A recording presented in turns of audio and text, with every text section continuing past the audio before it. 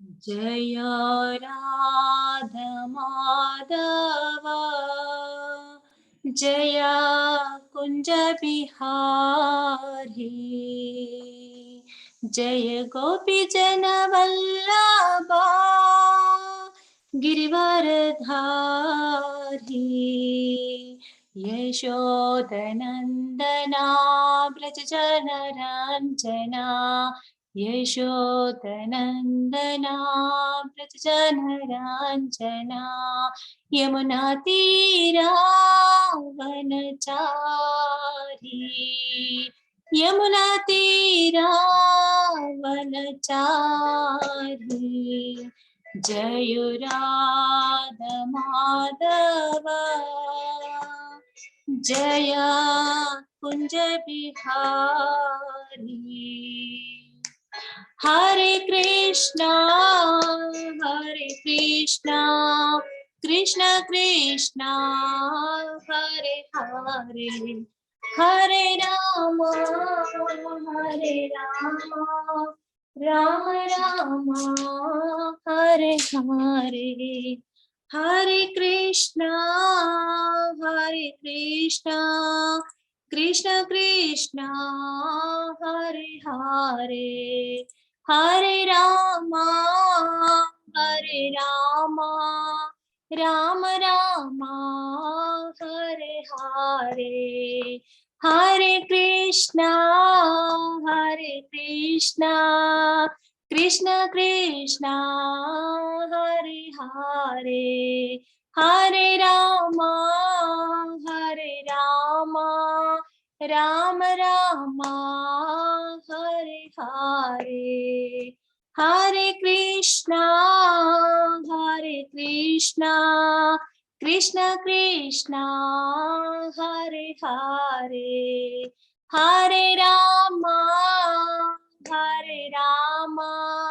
राम राम हरे हरे हरे कृष्णा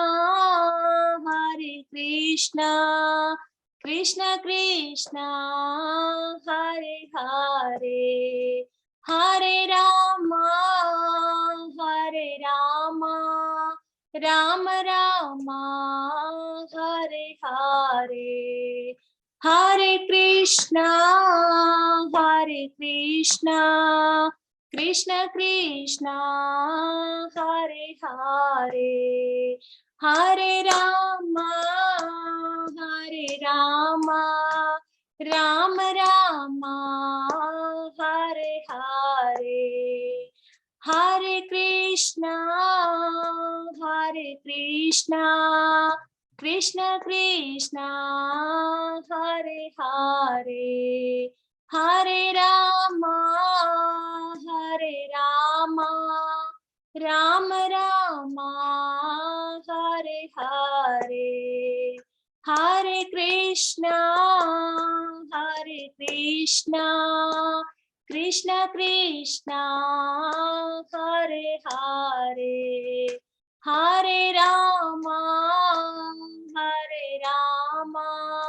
राम राम हरे हरे हरे कृष्णा कृष्ण कृष्णा हरे हरे हरे राम राम राम हरे हरे हरे कृष्णा कृष्ण कृष्णा हरे हरे हरे राम राम राम हरे हरे हरे कृष्णा कृष्ण कृष्णा हरे हरे हरे राम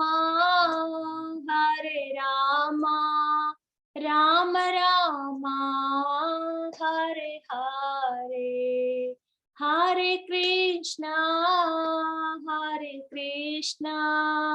कृष्ण कृष्ण हरे हरे, हरे राम राम राम हरे हरे, हरे कृष्णा कृष्ण कृष्ण हरे हरे, हरे राम राम राम हरे हरे।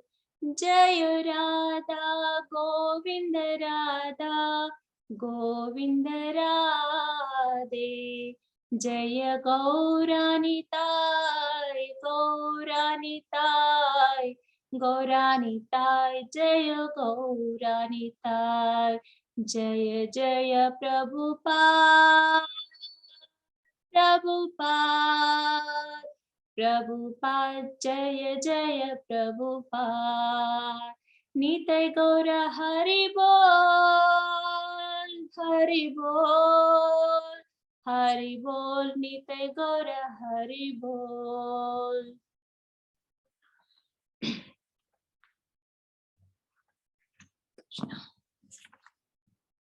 जय ओम विष्णुपाद परमहंस परिराजाचार्य अष्टोत्तर शत श्रीमद अभय चरणारविंद भक्ति वेदांत स्वामी महा प्रभुपाद की जय। अनंत कोटि वैष्णव भक्तवृंद की जय। नामाचार्य श्री हरिदास ठाकुर की जय। प्रेम से कहो श्री कृष्ण चैतन्य प्रभु नित्यानंद अद्वैत श्री अद्वैत गदाधर श्रीवासरि गौर भक्तवृंद, प्रेम से कहो हरि बोल। Hare Krishna Krishna Krishna Hare Krishna Krishna Krishna Hare Hare Ram Ram Ram Hare. Not audible, okay.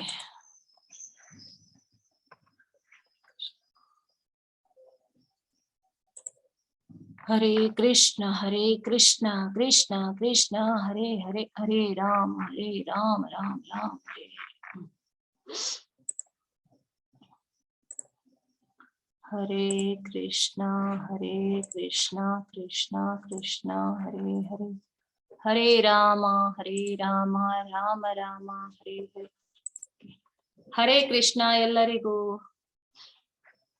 ಬೆಳಗಿನ ಶುಭೋದಯಗಳು ಎಲ್ಲರಿಗೂ। Hare Krishna. Open and mute ಇದೆ। ಹರೇ ಕೃಷ್ಣ।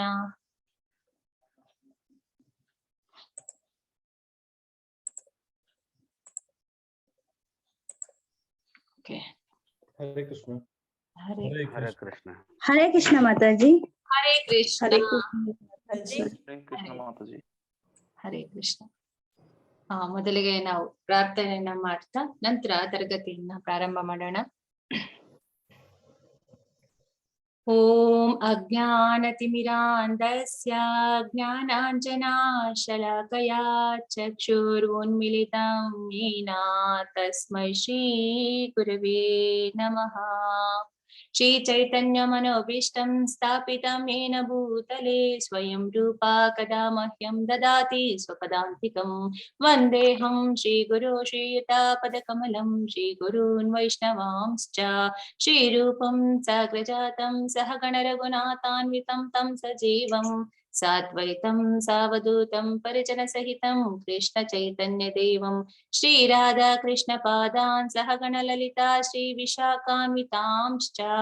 हे कृष्णा करुणा सिन्धो दीनबन्धो जगत्पते गोपीशा गोपिका कान्ता राधा कान्ता नमोस्तुते।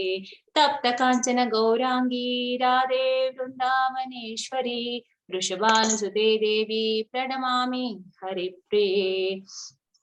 वाञ्छाकल्पतरुभ्यश्च कृपा सिन्धुभ्य एव च पतितनां पावनेभ्यो वैष्णवेभ्यो नमो नमः।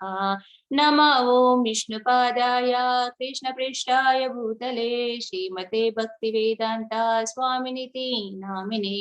नमस्ते सारस्वती देवे गौरवाणी प्रचारिणे निर्विशेषा शून्यवादी पाश्चात्य देशातारिणे। जय श्री कृष्ण चैतन्य प्रभो नित्यानंद श्री अद्वैता गदाधारा श्रीवासादि गौर भक्तवृंद। हरे कृष्णा कृष्ण कृष्ण हरे हरे, ಹರೇ ರಾಮ ರಾಮ ರಾಮ ಹರೇ ಹರೇ.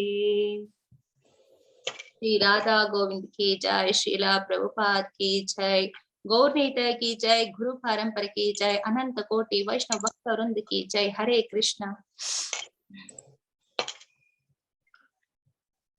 कृष्णा कृष्णा कृष्णा हरे हरे, हरे राम राम राम.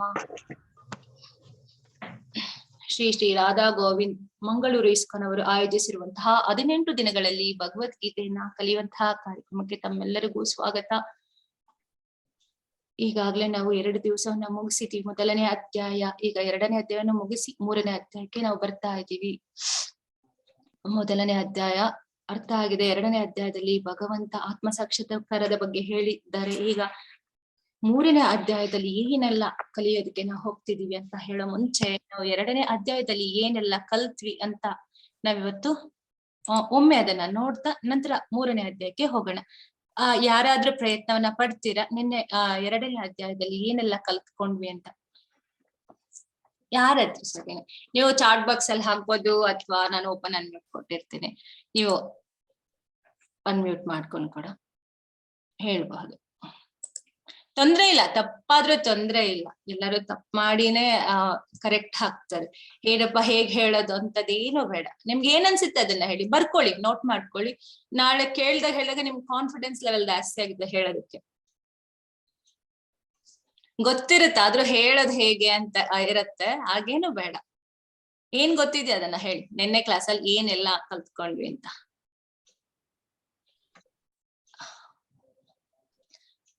ಮಾಲ್ಗೌಡ ಪಾಟೀಲ್ ಗೀತಾ ಸಾರಾಂಶ. ಓಕೆ, ಹೌದು, ಗೀತಾ ಸಾರ ಸಂಗ್ರಹ ಅಧ್ಯಾಯದ ಹೆಸರೇ ಗೀತಾ ಸಾರ ಸಂಗ್ರಹ. ಹೌದು. ಇನ್ನ ಯಾರಾದ್ರು ಮಾತಾಡಿ. ನಾನು ಅನ್ಮ್ಯೂಟ್ ಆಪ್ಷನ್ ಕೊಟ್ಟಿದ್ದೀನಿ, ನೀವೇ ಅನ್ಮ್ಯೂಟ್ ಮಾಡ್ಕೊಂಡು ಮಾತಾಡ್ಬೋದು. ಪ್ರಯತ್ನ ಪಡಿ. ಏನ್ ಗೊತ್ತಿದ್ಯೋ ಅದನ್ನ ಹೇಳಿಕ್ಕೆ.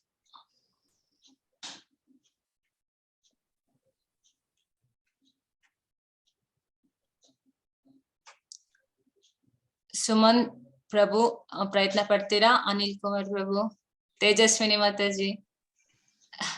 ಮಾತಾಜಿ,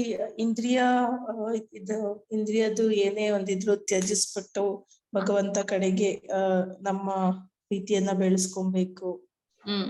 ಮತ್ತೆ ಕಾಮದಿಂದ ಕ್ರೋಧ ಉಂಟಾಗತ್ತೆ, ಸೊ ಎಲ್ಲ ತ್ಯಜಿಸ್ಬೇಕು. ಅದೊಂದು ನೆನಪಾಯ್ತು. ಹರಿಬೋಲ್ ಮಾತಾಜಿ, ಒಳ್ಳೆ ಪಾಯಿಂಟ್ ಹೇಳಿದ್ರಿ. ಧನ್ಯವಾದಗಳು. ಮತ್ತೆ ಯಾರಾದ್ರೂ ಪ್ರಯತ್ನ ಪಡ್ತೀರಾ? ಬಸವರಾಜ್ ಪ್ರಭು, ಚಲುವರಾಜ್ ಪ್ರಭು, ಪ್ರಯತ್ನ ಪಡಿ. ನೋಡಿ, ಮಾತಾಜಿ ಹೇಳಿದ್ರು, ಅದ್ರಲ್ಲೂ ಒಂದು ಅಂಶ ಆದ್ರೂ ನೆನ್ಪಿಟ್ಕೊಂಡಿದ್ದಾರೆ, ಅಷ್ಟು ಸಾಕು. ಕ್ರಮೇಣ ಮೇಲ್ ಹೇರೋದಕ್ಕೆ ಒಂದೊಂದೇ ಮೆಟ್ಟಲೆ ಹತ್ಬೇಕು. ನಾವು ಒಂದೇ ಸತಿ ಜಂಪ್ ಮಾಡ್ಲಿಕ್ಕೆ ಅಂತ ಸಾಧ್ಯ ಇಲ್ಲ ಅಲ್ವಾ? ಹೇಳಿ ಪ್ರಭು, ಸುಮನ್ ಪ್ರಭು.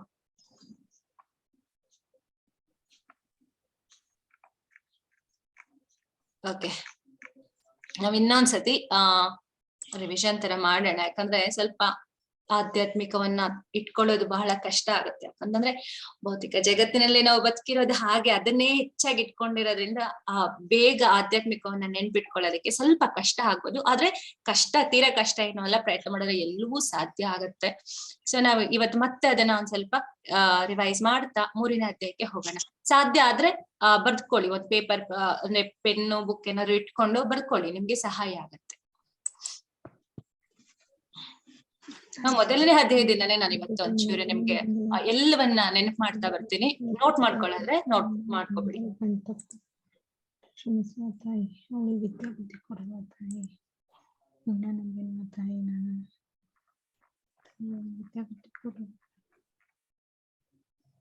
ಓಕೆ, ನಂತರ ಕ್ಲಾಸ್ ಕೇಳ್ಬೇಕಾದ್ರೆ ಯಾರಾದ್ರೂ ಒಂದು ಫಾಲೋಸ್ ಇದೆ, ಮಲ್ಕೊಂಡು ಅಥವಾ ಏನೋ ಒಂದ್ ಕೆಲಸ ಮಾಡ್ಕೊಂಡು ದಯವಿಟ್ಟು ಆತರ ಎಲ್ಲ ಮಾಡಕ್ ಹೋಗ್ಬೇಡಿ. ಕ್ಲಾಸ್ ಕೇಳ್ಬೇಕಾದ್ರೆ ಅಟೆನ್ಷನ್ ಕ್ಲಾಸಿನ ಕೇಳಿ, ಅಥವಾ ಯಾರಾದ್ರೂ ಮಾತಾಡ್ಬೇಕು ಅಂತಂದ್ರೆ ಮ್ಯೂಟ್ ಮಾಡ್ಕೊಂಡು ಮಾತಾಡ್ಕೊಳ್ಳಿ. ಅದೊಂದು ಶಿಸ್ತನ್ನ ಫಾಲೋ ಮಾಡಿದ್ರೆ ಎಲ್ಲರಿಗೂ ಒಳ್ಳೇದಾಗತ್ತೆ. ಯಾರಿಗೂ ತೊಂದ್ರೆ ಮಾಡೋದ್ ಬೇಡ ಅನ್ನೋ ಉದ್ದೇಶ ಅಷ್ಟೇನೆ.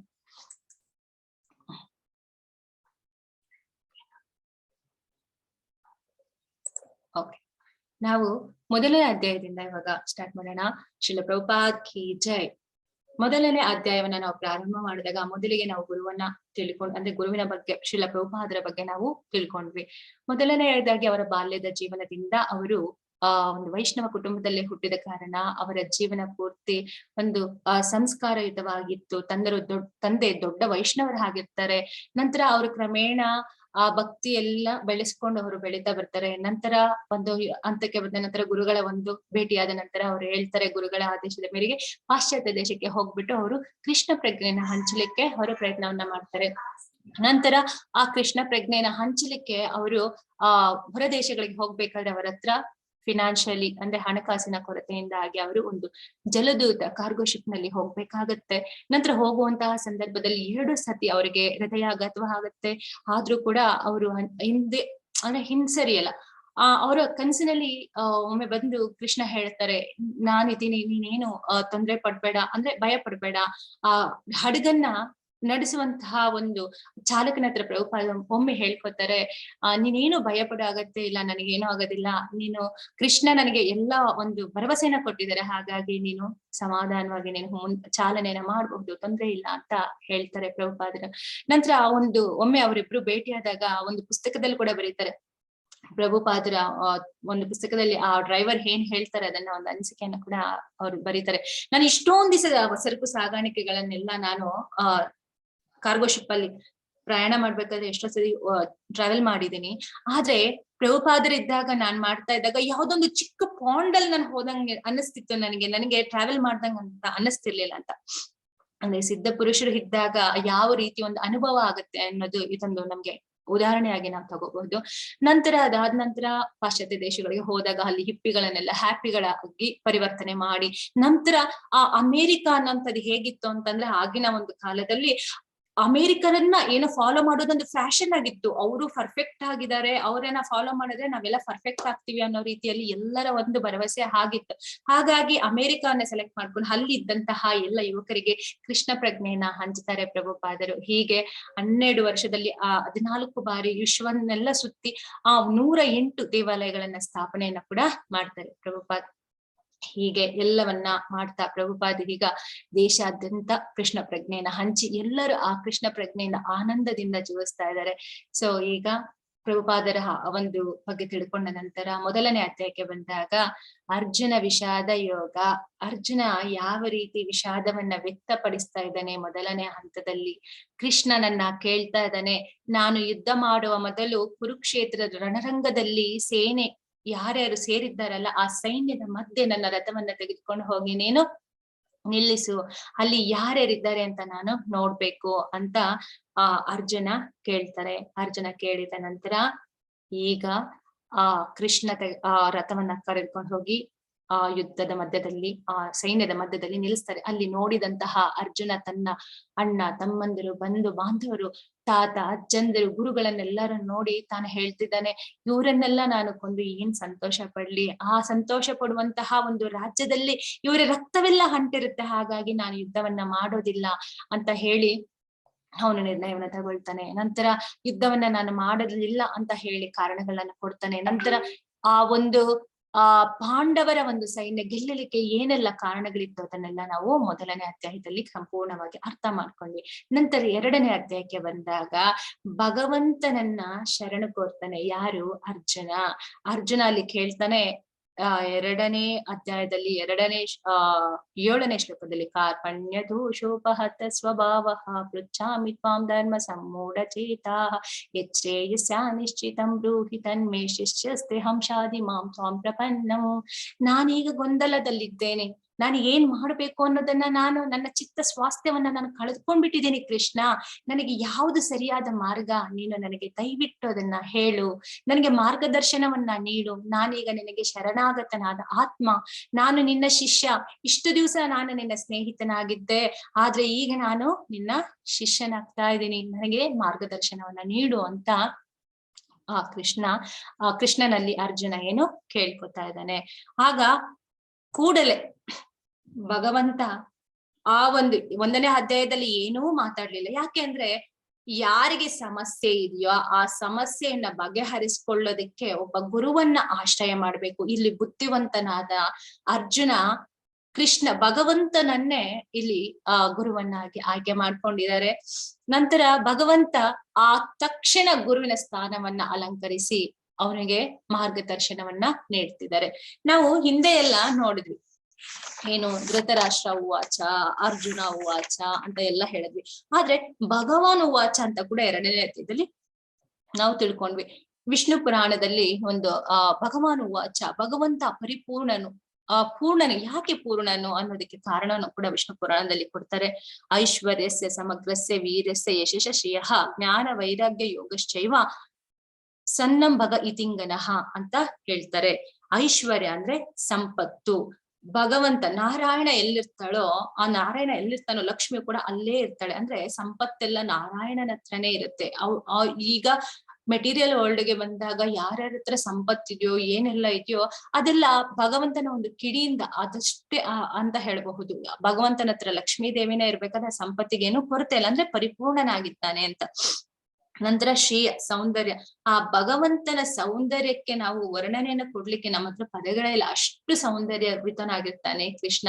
ನಾವು ಈಗಿನ ಒಂದು ಕಾಲಕ್ಕೆ ನಾವು ಅದನ್ನ ಅನ್ವಯ ಮಾಡ್ಕೊಳ್ಳೋದಾದ್ರೆ, ಎಲ್ಲ ತಾಯಂದ್ರು ತಮ್ಮ ಪುಟ್ಟ ಮಕ್ಕಳಿಗೆ ಕೃಷ್ಣನ ವೇಷವನ್ನ ಹಾಕಿ ಆ ಪುಟ್ಟ ಮಕ್ಕಳಲ್ಲಿ ಕೃಷ್ಣನನ್ನ ಕಾಣ್ತಾರೆ. ಯಾಕಂದ್ರೆ ಕೃಷ್ಣ ಅಷ್ಟು ಅದ್ಭುತವಾದಂತಹ ಸೌಂದರ್ಯ ಉಳ್ಳವನಾಗಿರ್ತಾನೆ. ಮನಮೋಹಕ ಮುರಳಿ ಲೋಲ ಅವನು ಅಷ್ಟು ಅದ್ಭುತ. ಆ ಸೌಂದರ್ಯವನ್ನ ಯಾವ ಲೋಕಕ್ಕೂ ಅದನ್ನ ಕಂಪೇರ್ ಮಾಡ್ಲಿಕ್ಕೆ ಯಾವ ಲೋಕದಲ್ಲೂ ಅಂತವ್ರು ಯಾರು ಇಲ್ಲ. ಅಷ್ಟು ಸೌಂದರ್ಯ ಇರುವಂತದ್ದು ಆ ಭಗವಂತನ ಹತ್ರ, ಕೃಷ್ಣನ ಹತ್ರ ಅಂತ ನಾವ್ ಹೇಳ್ಬಹುದು. ಮತ್ತೆ ವೀರ್ಯ, ಶಕ್ತಿ ಅಂತಂದ್ರೆ ಒಂದು ಗೋವರ್ಧನ ಗಿರಿಧಾರಿ ಅಂತ ಆ ಗೋವರ್ಧ ಪರ್ವತವನ್ನ ಕಿರು ಬೆರಳಲ್ಲಿ 7 ದಿನಗಳ ಕಾಲ ಸತತವಾಗಿ ಎತ್ತಿ ನಿಲ್ತಾನೆ. ಅಂತಹ ವೀರ ಪರಾಕ್ರಮಿ, ಆ ಶಕ್ತಿ ಇನ್ನ ಯಾರ ಹತ್ರನೂ ಇಲ್ಲ ಅಂತ ನಾವು ನೋಡ್ಬಹುದು.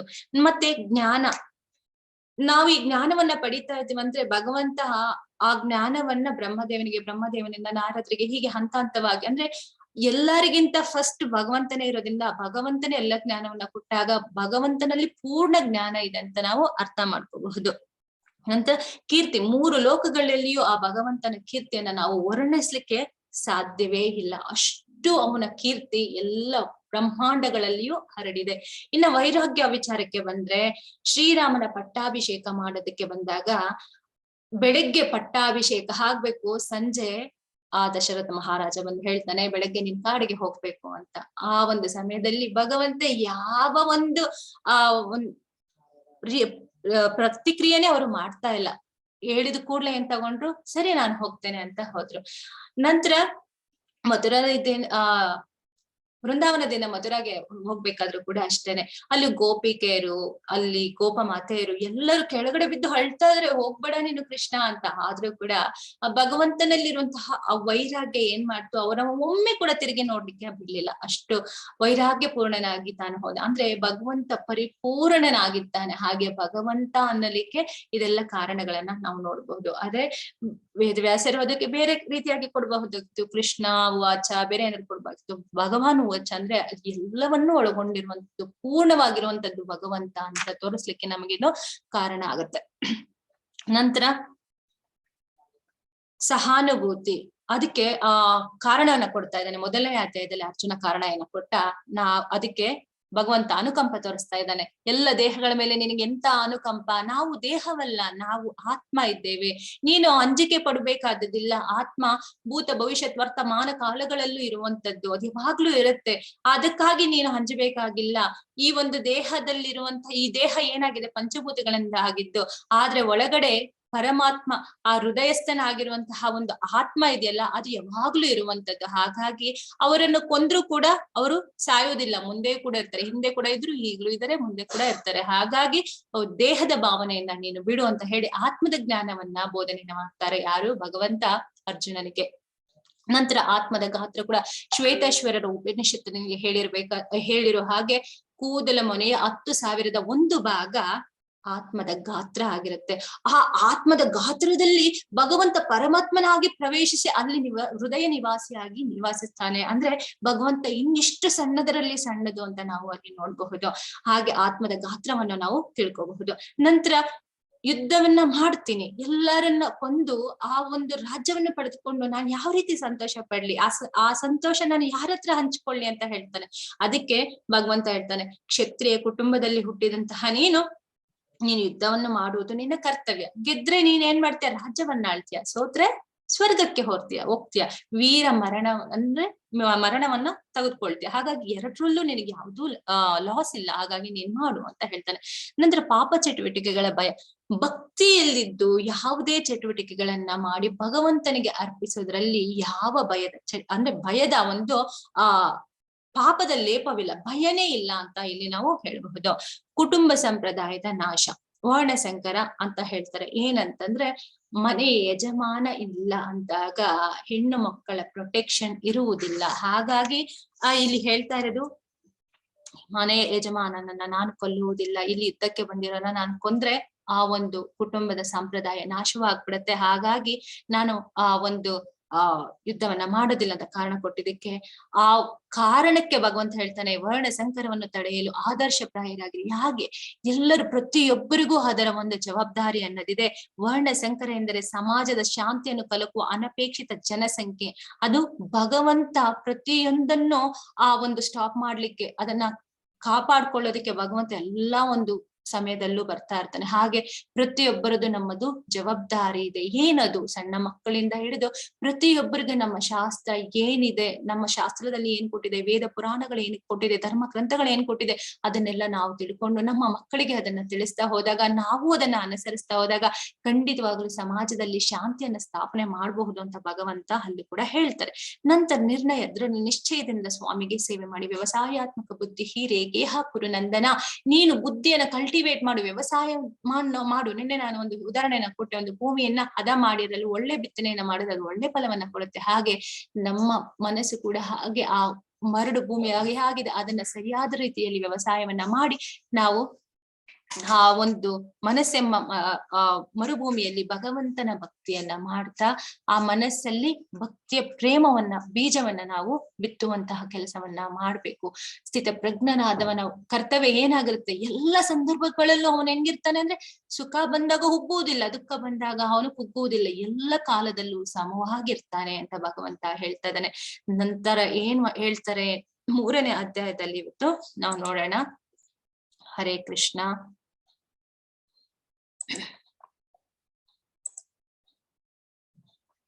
ಹರೇ ಕೃಷ್ಣ ಹರೇ ಕೃಷ್ಣ ಕೃಷ್ಣ ಕೃಷ್ಣ ಹರೇ ಹರೇ, ಹರೇ ರಾಮ ಆತ್ಮಜ್ಞಾನ ಬಗ್ಗೆ ನಾನು ಲಾಸ್ಟ್ ಅಲ್ಲಿ ಹೇಳ್ತೇನೆ ಪ್ರಭು. ಮತ್ತಿವತ್ತು ಈಗ ಕ್ಲಾಸ್ ಸ್ಟಾರ್ಟ್ ಮಾಡೋಣ. ನಿಮ್ಮ ಪ್ರಶ್ನೆ ಇದ್ರೆ ಕ್ವಶನ್ ಸೆಷನ್ ಅಲ್ಲಿ ಕೇಳಿ, ನಾನು ಹಾಗೆ ಉತ್ತರವನ್ನ ಕೊಡ್ತೇನೆ.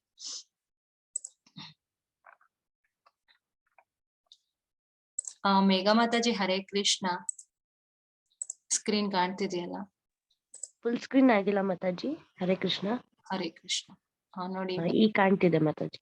ಹರೇ ಕೃಷ್ಣ. ಹರೇ ಕೃಷ್ಣ. ಇವತ್ತು ಅಧ್ಯಾಯ 3 ಕರ್ಮಯೋಗ. ನಿಮ್ಮಲ್ಲಿ ನಾನು ಪ್ರಶ್ನೆ ಕೇಳ್ತಾ ಇರ್ತೀನಿ, ನೀವು ಉತ್ತರವನ್ನ ಹೇಳಿದ್ರೆ ನಿಮ್ಗೂ ಒಂದು ಪ್ರಶ್ನೆಗೆ ಉತ್ತರ ಕೊಡ್ತಾ ನಿಮಗೂ ಒಂದ್ ಸ್ವಲ್ಪ ಜ್ಞಾನವನ್ನ ಬೆಳೆಸ್ಕೊಳ್ಳೋದಕ್ಕೆ ಇದೊಂದು ಅವಕಾಶ ಆಗುತ್ತೆ. ನಾನು ಓಪನ್ ಅನ್ಮ್ಯೂಟ್ ಕೊಟ್ಟಿರ್ತೀನಿ, ಯಾರು ಸಣ್ಣ ಮಕ್ಕಳಿಲ್ಲ ಗಲಾಟೆ ಮಾಡ್ಲಿಕ್ಕೆ ಅನ್ಕೊಳ್ತೀನಿ. ಸೊ ನೀವು ನನಗೆ ಉತ್ತರವನ್ನ ಹೇಳ್ಬಹುದು, ಅಥವಾ ಚಾಟ್ ಬಾಕ್ಸ್ ಅಲ್ಲಾದ್ರೂ ಹೇಳ್ಬೋದು, ಅನುಕೂಲ ಇದ್ದವ್ರು.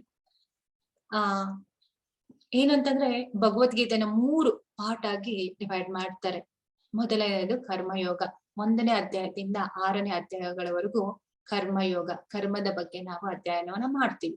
ನಂತರ 7ರಿಂದ 12 ಅಧ್ಯಾಯಗಳು ಭಕ್ತಿಯನ್ನ ಹೇಳ್ಕೊಡುತ್ತವೆ.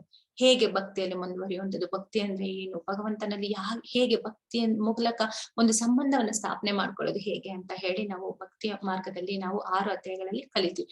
ನಂತರ 13ರಿಂದ 18 ಅಧ್ಯಾಯಗಳಲ್ಲಿ ಜ್ಞಾನದ ಮೂಲಕ ಭಕ್ತಿಯನ್ನ ಮಾಡೋದು ಹೇಗೆ ಅಂತ ನಾವು ಜ್ಞಾನ ಯೋಗವನ್ನ ಕಲಿತೀವಿ. ಈಗ ಕರ್ಮಯೋಗದಲ್ಲಿ ನಾವು ಮಾಡುವಂತಹ ಕೆಲಸದಲ್ಲಿ ಭಗವಂತನನ್ನ ಹೇಗೆ ಕಾಣುವುದು, ಈ ಕೆಲಸದಲ್ಲಿ ನಾವು ಮಾಡುವ ಕೆಲಸ ಹೇಗೆ ಭಗವಂತನಿಗೆ ರಿಲೇಟೆಡ್ ಮಾಡುವುದು ಅಂತ. ಈಗ ನಾನು ಕೇಳುವಂತ ಪ್ರಶ್ನೆ, ಕರ್ಮ ಅಂದ್ರೆ ಏನು, ಕರ್ಮಯೋಗ ಅಂದ್ರೆ ಏನು? ಕರ್ಮ ಅಂದ್ರೆ ಏನು? ನಾನ್ ಚಾಟ್ ಬಾಕ್ಸ್ ಅಲ್ಲಿ ನೋಡ್ತಾ ಇರ್ತೀನಿ. ಕರ್ಮ ಅಂದ್ರೆ ಏನು? ನಿಮಗೆ ಉತ್ತರವನ್ನ ಕೊಡಬಹುದು.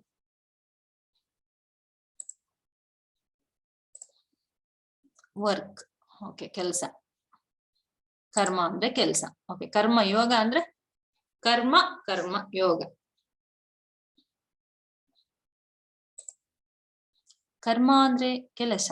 ಓಕೆ, ಕೆಲಸ ಕಾಯಕ. ಓಕೆ, ಕರ್ಮ ಯೋಗ ಅಂದ್ರೆ ಏನಂತ ಅನ್ಕೊಂಡಿದೀರಾ? ಕರ್ಮ ಅಂದ್ರೆ ಓಕೆ ಕೆಲಸ ಆಯ್ತು. ಕರ್ಮ ಯೋಗ ಅಂದ್ರೆ ಏನು? ಯಾರಿಗಾದ್ರೂ ಗೊತ್ತಿದ್ಯಾ? Work is worship. ಓಕೆ, ಕಾಯಕವೇ ಕೈಲಾಸ. ಓಕೆ, ಇನ್ನ ಯಾರಾದ್ರೂ ಪ್ರಯತ್ನನ ಮಾಡ್ತೀರಾ?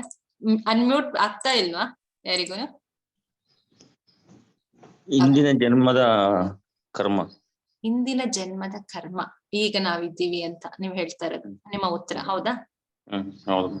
ಓಕೆ ಓಕೆ, ಇನ್ಯಾರಾದ್ರೂ ಪ್ರಯತ್ನ ಪಡ್ಬೋದಾ?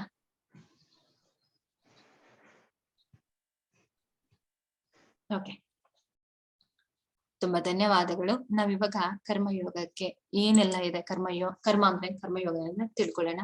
ಶ್ರೀಲ ಪ್ರಭುಪಾದ್ ಕಿ ಜೈ. ಕರ್ಮ ಎರಡು ರೀತಿಯಲ್ಲಿ ಹೇಳಬಹುದು.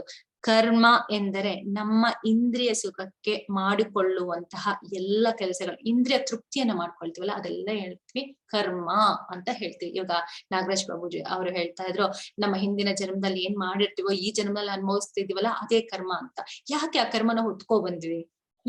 ಏನಿದೆ ಅದರ ಕಾರಣ ಏನು? ಅದನ್ನ ಯಾಕೆ ಇಲ್ಲಿ ನಾವು ಕ್ಯಾರಿ ಮಾಡ್ತಾ ಇದೀವಿ? ಆ ಕರ್ಮ ಯೋಗ ಅಂದ್ರೆ ಏನು? ಕರ್ಮಕ್ಕೂ ಕರ್ಮಯೋಗಕ್ಕೂ ಇರುವ ವ್ಯತ್ಯಾಸ ಇಷ್ಟೇ. ಕರ್ಮ ಅಂದರೆ ಇಂದ್ರಿಯ ತೃಪ್ತಿಯನ್ನ ಮಾಡುವಂತಹ ಕೆಲಸಗಳನ್ನ ಮಾಡುವಂಥದ್ದು.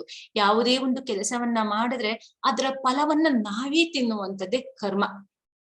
ಅದೇ ಕರ್ಮಯೋಗ ಅಂದ್ರೆ ನಾವು ಮಾಡುವ ಕೆಲಸದಲ್ಲಿ ಭಗವಂತನನ್ನ ಸೆಂಟರ್ ಅಲ್ಲಿ ಇಟ್ಟುಕೊಂಡು ನಾವು ಮಾಡುವ ಕೆಲಸಗಳನ್ನೆಲ್ಲ ಭಗವಂತನಿಗೆ ಕನೆಕ್ಷನ್ ಮಾಡುವುದು, ಅಥವಾ ಮಾಡಿದ ಕೆಲಸಕ್ಕೆ ಮಾಡಿದ ಕರ್ಮಕ್ಕೆ ಬರುವ ಪ್ರತಿಫಲವನ್ನ ಭಗವಂತನಿಗೆ ಬಿಡುವಂಥದ್ದು ಕರ್ಮಯೋಗ. ಈ ಎರಡಕ್ಕೂ ವ್ಯತ್ಯಾಸ ಇಷ್ಟೆ, ಕರ್ಮ ಮತ್ತೆ ಕರ್ಮಯೋಗಕ್ಕೂ ಇರುವ ವ್ಯತ್ಯಾಸ. ಓಕೆ, ಕರ್ಮ ಅಂದ್ರೆ ನಾವು ಮಾಡುವ ಕಾರ್ಯಕ್ಕೆ ಸಿಗುವ. ಓಕೆ, ಧನ್ಯವಾದಗಳು ಎಲ್ಲರಿಗೂ. ಓಕೆ, ಇಲ್ಲಿ ನಾವು 1ನೇ ಅಧ್ಯಾಯ 2ನೇ ಅಧ್ಯಾಯನ ನೋಡ್ಕೊ ಬಂದ್ವಿ. ಭಗವಂತ ಏನ್ ಹೇಳ್ತಾ ಇದ್ದಾನೆ, ನೀನು ಯಾವ ವರ್ಣಸಂಕರವನ್ನ ಮಾಡು ಅಥವಾ ಸ್ಥಿತಪ್ರಜ್ಞನಾಗಿರು, ನೀನು ಯಾವುದೇ ಒಂದು ಚಟುವಟಿಕೆಗಳನ್ನ ಮಾಡಿದ್ರು ಕೂಡ ಅದು ಭಗವಂತನಿಗೆ ಒಪ್ಪಿಸು, ಅಲ್ಲಿ ನಿನ್ಗೆ ಯಾವ್ದು ಪಾಪಕ್ರಿಯೆಗಳಿಲ್ಲ, ಎಲ್ಲವನ್ನ ಕೇಳಿಸ್ಕೊಂಡಂತಹ ಆ ಅರ್ಜುನ ಏನ್ ಹೇಳ್ತಾ ಇದ್ದಾನೆ, ಇವಾಗ this way that way other way, ಈಗ ನಾನು ಏನ್ ಮಾಡ್ಬೇಕು? ಏಕಂ ವೇದ, ನನಗೆ ಯಾವ್ದಾದ್ರು ಒಂದನ್ನು ಹೇಳೋ ಕೃಷ್ಣ, ನಾನು ಏನ್ ಮಾಡ್ಬೇಕು? ಹಾಗಾದ್ರೆ ನಿನ್ನೆನೇ ನೆನೆಸೋದಾದ್ರೆ, ನಿನ್ನ ಬಗ್ಗೆನೆ ನಾನು ಚಿಂತನೆ ಮಾಡೋದಾದ್ರೆ ನನಗೆ ಪಾಪ ಕಾರ್ಯಗಳು ಏನೆಲ್ಲ ಅಂಟುವುದಿಲ್ಲ ಅಂತ ನೀ ಏನ್ ಹೇಳ್ತಾ ಇದೀಯ. ಹಾಗಾದ್ರೆ ಇದೆಲ್ಲ ಬಿಟ್ಬಿಟ್ಟು ನಾನು ಏನ್ ಮಾಡ್ತೀನಿ? ನಾನು ಕಾಡಿಗೆ ಹೋಗಿ ತಪಸ್ಸನ್ನ ಮಾಡ್ತಾ ನಾನು ಸುಮ್ನೆ ಇದ್ಬಿಡ್ತೀನಿ, ನನಗೆ ಇದೆಲ್ಲ ಮಾಡುವ ಅಗತ್ಯ ಇಲ್ಲ, ನಾನು ಯುದ್ಧವನ್ನ ಮಾಡೋದಿಲ್ಲ ಅಂತ ಹೇಳ್ತಿದ್ದಾನೆ ಯಾರು? ಅರ್ಜುನ. ಅದಕ್ಕೆ ಭಗವಂತ ಹೇಳ್ತಾ ಇದ್ದಾನೆ, ಇಲ್ಲಿ ಪ್ರಶ್ನೆಗಳನ್ನ ಕೇಳ್ತಾ ಇದ್ದಾನೆ ಯಾರು? ಅರ್ಜುನ. ಅದಕ್ಕೆ ಭಗವಂತ ಹೇಳ್ತಾ ಇದ್ದಾರೆ, ಕರ್ಮವನ್ನ ಯಾರು ಬಿಡುವ ಹಾಗಿಲ್ಲ, ಕರ್ಮ ಮಾಡ್ಲೇಬೇಕು. ಯಾವುದೇ ಕಾರಣಕ್ಕೂ ಕರ್ಮದಿಂದ ದೂರ ಆಗುವಂತಹ ಮಾತೇ ಇಲ್ಲ. ಯಾಕಂತಂದ್ರೆ ಏನೇ ಮಾಡಿದ್ರು ಪ್ರತಿಯೊಂದು ನಿಮಿಷ ಕೂಡ ಯಾವ್ದಾದ್ರು ಒಂದು ಕೆಲಸವನ್ನ ಮಾಡ್ತಾನೇ ಇರಬೇಕು ಮನುಷ್ಯನ. ಅದು ಮನುಷ್ಯನ ಧರ್ಮ. ತನ್ನ ಒಂದು ಹೊಟ್ಟೆಯನ್ನ ತುಂಬಿಸ್ಕೊಳ್ಳಲಿಕ್ಕಾದ್ರೂ ತಾನು ಕೆಲಸವನ್ನ ಮಾಡ್ಬೇಕು. ಕರ್ಮ ಮಾಡುವುದು ಜೀವಿಯಾದಂತಹ ಕರ್ತವ್ಯವಾಗಿದೆ. ಹಾಗಾದ್ರೆ ಒಂದು ಕರ್ತವ್ಯ ಅಂದ್ರೆ ಏನು? ಸನ್ಯಾಸಿ ಅಂದ್ರೆ ಏನು? ಇಲ್ಲಿ ನಾವು ಇವತ್ತು ಕರ್ಮ ಅಂದ್ರೆ ಏನು, ಯಾವ ರೀತಿಯ ಕರ್ಮ ಮಾಡಿದ್ರೆ ಒಳ್ಳೇದು ನಮ್ಗೆ ಅನ್ನೋದ್ರ ಬಗ್ಗೆ ನಾವ್ ಇವತ್ತು ತಿಳ್ಕೊಳ್ತೀವಿ. ಕರ್ಮೇಂದ್ರಿಯಾಣಿ ಸಂಯಮ್ಯ ಆಸ್ತೆ ಮನಸಾ ಸ್ಮರನ್ ಇಂದ್ರಿಯಾರ್ಥ ವಿಮೂಢಾತ್ಮ ಮಿಥ್ಯಾಚಾರಸ ಉಚ್ಯತೆ. ಕರ್ಮೇಂದ್ರಿಯಗಳನ್ನು ನಿಗ್ರಹಿಸಿ ಇಂದ್ರಿಯ ವಿಷಯಗಳಲ್ಲಿ ಮನಸ್ಸು ನೆಟ್ಟ ಮನುಷ್ಯನನ್ನು ವಿಮೂಢಾತ್ಮನೆಂದು ಮಿಥ್ಯಾಚಾರಿ ಎಂದು ಕರೆಯುತ್ತಾರೆ. ಇಲ್ಲಿ ನಾವು ನೋಡ್ಬಹುದು, ಕೆಲವು ಕಡೆ ಎಲ್ಲ ಕಾವಿ ಬಟ್ಟೆಗಳನ್ನೆಲ್ಲ ಹಾಕೊಂಡು ನಾನು ಸನ್ಯಾಸಿ, ಆಧ್ಯಾತ್ಮಿಕ ಪ್ರಗತಿಯಲ್ಲಿ ನಾನು ಸಾಧನೆಯನ್ನ ಮಾಡ್ತಾ ಇದ್ದೀನಿ ಅಂತ ತೋರಿಕೆಗೆ ಬಟ್ಟೆಗಳನ್ನೆಲ್ಲ ಹಾಕೊಂಡು ಅವರು ಸನ್ಯಾಸಿಗಳ ತರ ಕಾಣ್ತಾ ಇರ್ತಾರೆ. ಹಾಗಾದ್ರೆ ಅವ್ರು ನಿಜವಾದ ಸನ್ಯಾಸಿಗಳ? ಹಾಗಾದ್ರೆ ನಿಜವಾದ ಸನ್ಯಾಸಿಗಳಂದ್ರೆ ಏನು? ಕಾವಿ ತೊಟ್ಕೊಂಡ ಮಾತ್ರಕ್ಕೆ ಆಧ್ಯಾತ್ಮಿಕ ಪ್ರಗತಿಯನ್ನ ಮಾಡ್ಲಿಕ್ಕೆ ಸಾಧ್ಯ ಇಲ್ಲ. ಯಾಕೆ ಅಂದ್ರೆ ಒಳಗಡೆ ಇರುವಂತಹ ಇಂದ್ರಿಯಗಳು ನಮ್ಮನ್ನ ಕಾಡಿಸ್ತಿರುತ್ತೆ. ಅವುಗಳಿಗೆ ಹೆಂಗಂದ್ರೆ ಅವನ್ನ ನಿಗ್ರಹಿಸ್ತೇ ನಾವು ಕಾವಿ ಬಟ್ಟೆಗಳನ್ನ ಹಾಕೊಂಡ್ಬಿಟ್ಟು ನಾನು ಆಧ್ಯಾತ್ಮಿಕವಾದಿ, ನಾನು ಒಣ ತತ್ವಗಳನ್ನ ಹೇಳ್ಕೊಂಡು ಎಲ್ಲರನ್ನ ಮೋಸ ಮಾಡ್ಕೊಂಡ್ ಬರೋನು ನಿಜವಾಗ್ಲೂ ಅವನ್ ಏನ್ ಮಾಡ್ತಾನೆ? ಮಹಾ ಮೋಸಗಾರ ಅಂತ ಇಲ್ಲಿ ಪ್ರಭುಪಾದ್ರ ಅವ್ರ ಬಗ್ಗೆ ಹೇಳ್ತಾ ಇರ್ತಾರೆ. ಭಗವದ್ಗೀತೆಯಲ್ಲಿ ಭಗವಂತನು ಕೂಡ ಅದೇ ಹೇಳ್ತಾ ಇರುವಂತದ್ದು. ಇಂದ್ರಿಯ ವಿಷಯಗಳಲ್ಲಿ ಮನಸ್ಸನ್ನಿಟ್ಟ ಮನುಷ್ಯನನ್ನು ವಿಮೂಢಾತ್ಮನೆಂದು, ಅಂದ್ರೆ ಇಂದ್ರಿಯ ವಸ್ತುಗಳಲ್ಲಿ ಮನಸ್ಸಿದೆ, ಆದ್ರೆ ಮೇಲ್ಗಡೆ ಮಾತ್ರ ಅವನೇನ್ ಹಾಕೊಂಡಿದ್ದಾನೆ, ಕಾವಿ ಬಟ್ಟೆಗಳನ್ನ ಹಾಕೊಂಡಿದ್ದಾನೆ. ಅವನನ್ನೇನಂತಾರೆ, ಮಹಾ ಮೋಸಗರ, ಮಿಥ್ಯಾಚಾರಿ, ಅವನು ನಾಟಕವನ್ನ ಮಾಡ್ತಾ ಇದ್ದಾನೆ. ಅಂತವರೆಲ್ಲ ಸನ್ಯಾಸಿಗಳ ಅಲ್ಲ. ಹಾಗಾದ್ರೆ ಸನ್ಯಾಸಿ ಯಾರು? ಗೃಹಸ್ಥನ ವಿಚಾರದಲ್ಲಿಯೂ ಕೂಡ ಯಾರು ಸನ್ಯಾಸಿಗಳಾಗ್ಬೋದು ಅಂತಂದ್ರೆ, ಯಾರ ಕೃಷ್ಣ ಪ್ರಜ್ಞೆಯಲ್ಲಿ ಆ ಕೃಷ್ಣ ಜ್ಞಾನವನ್ನ, ಕೃಷ್ಣ ವಿಜ್ಞಾನವನ್ನ ಅರಿತುಕೊಂಡು ವರ್ಣಾಶ್ರಮಗಳ ಒಂದು ಕಾಲದಲ್ಲಿ, ಅಂದ್ರೆ ಅದರ ಜೊತೆಯಲ್ಲಿ ಯಾರ ನಡೀತಾ ಹೋಗ್ತಾರೋ ಅವರು ನಿಜವಾದ ಸಂತರು ಅಂತ ಪರಮಾತ್ಮ ಇಲ್ಲಿ ಹೇಳ್ತಾರೆ. ಹಾಗಾದ್ರೆ ಒಂದು ಸ್ಟೋರಿಯ ಮೂಲಕ ನಾವು ಇದನ್ನ ನೋಡೋಣ. ಇನ್ನು ನಿಮ್ಮೆಲ್ಲರಿಗೂ ಗೊತ್ತಿರೋ ಹಾಗೆ ಭರತ ಚಕ್ರವರ್ತಿ ನಿಮ್ಮೆಲ್ಲರಿಗೂ ಗೊತ್ತಿದ್ದಾರೆ. ಹೇಗೆಂದ್ರೆ ಶ್ರೀರಾಮನ ಚಂದ್ರ ಆ ಒಂದು ರಾಜ್ಯವನ್ನ ಹೇಗೆ ಆಳ್ತಾ ಇದ್ರು ಅಂತಂದ್ರೆ, ಎಲ್ಲ ಜೀವರಾಶಿಗಳಿಗೂ, ನಾಟ್ ಓನ್ಲಿ ಮನುಷ್ಯರಿಗೆ ಅಲ್ಲ, ಇಲ್ಲ ಪ್ರಾಣಿಗಳಿಗೂ ಕೂಡ ಯಾವುದೇ ತೊಂದರೆಯನ್ನ ಆಗದೆ ಇರುವಂತಹ ಹಾಗೆ ನೋಡ್ಕೊಳ್ತಾ ಇದ್ದಂತಹ ರಾಜ್ಯ. ಹಾಗೆ ಇಲ್ಲಿ ಕೂಡ ಭರತ ಮಹಾರಾಜ ಯಾರಿಗೂ ತೊಂದರೆಯನ್ನ ಮಾಡದೆ ಎಲ್ಲರಿಗೂ ಸಕಲ ಒಂದು ಸೌಕರ್ಯಗಳನ್ನ ಒದಗಿಸ್ತಾ ಇರ್ತಾರೆ. ಅವರು ಇನ್ನೊಂದು ಏನ್ ಹೇಳ್ಬಹುದಂದ್ರೆ, 9 ವಿಧದ ಭಕ್ತಿಯಲ್ಲಿ ನಾವು ಭಕ್ತಿಯಲ್ಲೂ ಕೂಡ ಹಂತ ಹಂತವಾಗಿನೇ ಮೇಲೆ ಹೋಗ್ಬೇಕು. ಒಮ್ಮೆಗೆ ಭಗವಂತನನ್ನ ಕಾಣ್ತೀವಿ ಅಂತಂದ್ರೆ ಅದು ಸಾಧ್ಯ ಇಲ್ಲ. ಹಂತ ಹಂತವಾಗಿ ಸಾಧನೆ ಮುಖಾಂತರವಾಗಿ ನಾವು ಭಕ್ತಿಯನ್ನ ಮಾಡ್ಬೇಕು. ಅಂತಹ ಭಕ್ತಿಯಲ್ಲಿ ಶ್ರದ್ಧಾ, ಸಾಧು ಸಂಘ, ಭಜನಾ ಕ್ರಿಯಾ, ಅನರ್ಥ ನಿವೃತ್ತಿ, ನಿಷ್ಠಾ, ರುಚಿ, ಆಸಕ್ತಿ, ಭಾವ, ಪ್ರೇಮ. ಈ ಭಾವ ಪ್ರೇಮದ ಹೊರಗು ಹೋಗಿದ್ದಂತಹ ಯಾರು ಭರತ ಚಕ್ರವರ್ತಿ, ಅವ್ರಿಗೊಂದು ದಿವಸ ಅನ್ಸುತ್ತೆ, ನಾನು ಈ ರಾಜ್ಯವನ್ನೆಲ್ಲ ಇಟ್ಕೊಂಡು ಈ ಒಂದು ಕೆಲಸದಲ್ಲಿ ನಾನು ಮಗ್ನವಾಗಿದ್ದು, ರಾಜ್ಯ, ಈ ಒಂದು ಪದವಿ, ಈ ಒಂದು ಐಶ್ವರ್ಯದ ಮಧ್ಯೆ ಭಗವಂತನನ್ನ ನಾನು ಕಾಣ್ಲಿಕ್ಕೆ ಸಾಧ್ಯ ಇಲ್ಲ. ನಾನೊಂದು ಕೆಲಸ ಮಾಡ್ಬೇಕು. ಈಗ ಇದನ್ನೆಲ್ಲ ಯಾರಿಗಾದ್ರು ಒಪ್ಪಿಸಿ ನಾನು ಕಾಡಿಗೆ ಹೋಗಿ ಭಗವಂತನಲ್ಲಿ ನಾನು ಒಂದು ಸಂಬಂಧವನ್ನ ಸ್ಥಾಪನೆ ಮಾಡ್ಕೊಂಡು ಭಗವಂತ ಸಾಕ್ಷಾತ್ಕಾರವನ್ನ ಮಾಡ್ಕೋಬೇಕು. ಹಾಗಾಗಿ ನಾನು ಕಾಡಿಗೆ ಹೋಗ್ಬಿಟ್ಟು ಆ ಭಗವಂತ ಸಾಕ್ಷಾತ್ಕಾರವನ್ನ ಮಾಡ್ಕೊಳ್ತೀನಿ ಅಂತ ಎಲ್ಲ ಬಿಟ್ಟು ಕಾಡಿಗೆ ಬಂದ್ಬಿಡ್ತಾರೆ. ಯಾರು?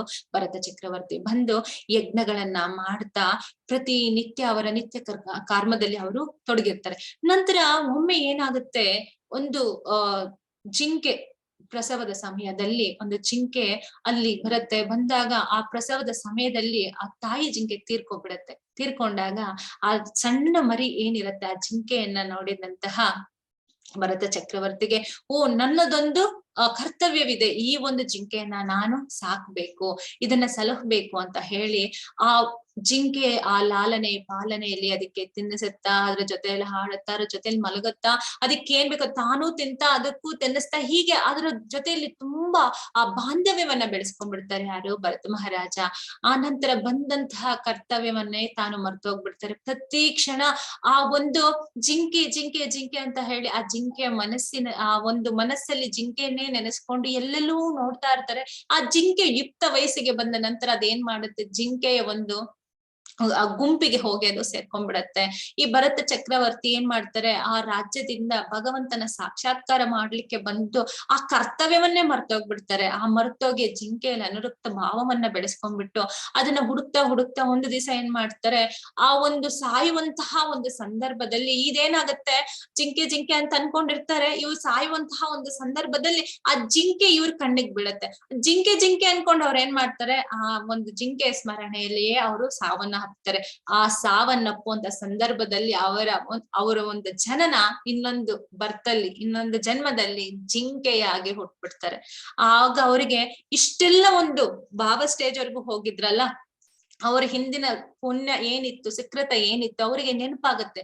ಅಯ್ಯೋ, ನಾನು ಎಂತ ಕೆಲಸವನ್ನ ಮಾಡಿದೆ, ನಾನು ಭಗವತ್ ಸಾಕ್ಷಾತ್ಕಾರವನ್ನ ಮಾಡ್ಕೊಳ್ಳಲಿಕ್ಕೆ ಸಕಲ ರಾಜ್ಯವನ್ನೆಲ್ಲ ನಾನು ಬಂದ್ಬಿಟ್ಟೆ.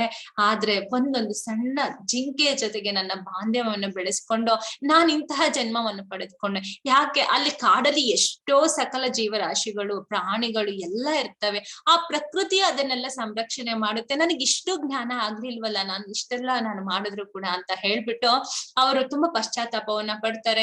ನಂತರ ಆ ಜನ್ಮದಲ್ಲೂ ಕೂಡ ಆ ಋಷಿಗಳು ಇರುವಂತಹ ಕಡೆ ಹೋಗಿ ಯಜ್ಞ ಯಾಗಾದಿಗಳ ನಡೆಯುವ ಹತ್ರ ಹೋಗಿ ಯಾವ್ದು ಜಿಂಕೆಯ ಗುಂಪಿಗೆ ಸೇರಿದೆ, ಇವರೇ ಒಂದು ಸ್ಪೆಷಲ್ ಆಗಿದ್ದು, ಯಾಕಂದ್ರೆ ಆ ಸ್ಮರಣೆ ಅವರಿಗೆ ಬಂದ್ಬಿಟ್ಟಿದೆ. ಆ ಒಂದು ವೇದ ಮಂತ್ರಗಳನ್ನ ಕೇಳ್ತಾ, ಅವ್ರು ಕೊಟ್ಟಂತ ಪ್ರಸಾದವನ್ನ ತಿಂದ ಹಾಗೆ ಜಿಂಕೆಯ ಜೀವನವನ್ನ ಸಂಪೂರ್ಣವಾಗಿ ಅವರು ಮುಗಿಸ್ತಾರೆ. ನಂತರ ಅವರು ಕೂಡ ಜಡಭರತನಾಗಿ ಹುಟ್ಟಿ ಮತ್ತೆ ಅಲ್ಲಿಂದ ಅವರ ಆತ್ಮ ಸಾಕ್ಷಾತ್ಕಾರವನ್ನ ಪಡೆದುಕೊಂಡು ಭಗವಂತ ಸಾಕ್ಷಾತ್ಕಾರ ಮಾಡ್ತಾರೆ.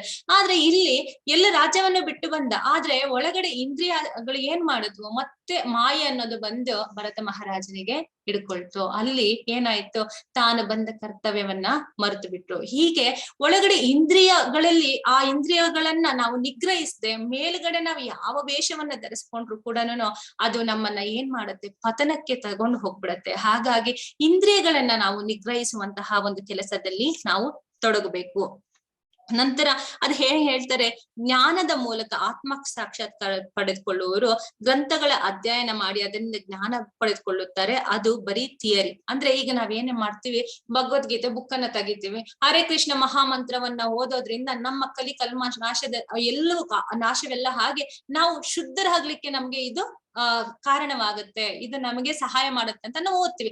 ಆದ್ರೆ ಹರೇ ಕೃಷ್ಣ ಮಹಾಮಂತ್ರವನ್ನ ಜಪವನ್ನ ತೆಗೆದುಕೊಂಡು ಒಂದು 10 ನಿಮಿಷ ಕೂತ್ಕೊಂಡು ಮಾಡ್ಬೇಕು ಅಂತ ನಾವು ಪ್ರಾಕ್ಟಿಕಲ್ ಆಗಿ ಮಾಡಲ್ಲ. ಓದಿದೀವಿ ಹೌದು, ಓದು ಮಾತ್ರಕ್ಕೆ ಅಷ್ಟು ನಮಗೆ ಏನದು ಸಹಾಯವನ್ನ ಮಾಡೋದಿಲ್ಲ. ಇದು ಜ್ಞಾನವನ್ನ ತಿಳ್ಕೊಂಡ್ರೆ ಮಾತ್ರ ಸಾಧ್ಯ ಇಲ್ಲ, ಅಳವಡಿಸ್ಕೋಬೇಕು. ಅದಕ್ಕೆ ಹೇಳ್ತಾರೆ, ಜ್ಞಾನವನ್ನ ಕಾರ್ಯರೂಪಕ್ಕೆ ತಂದಾಗ ಅದು ಭಕ್ತಿ ಆಗತ್ತೆ.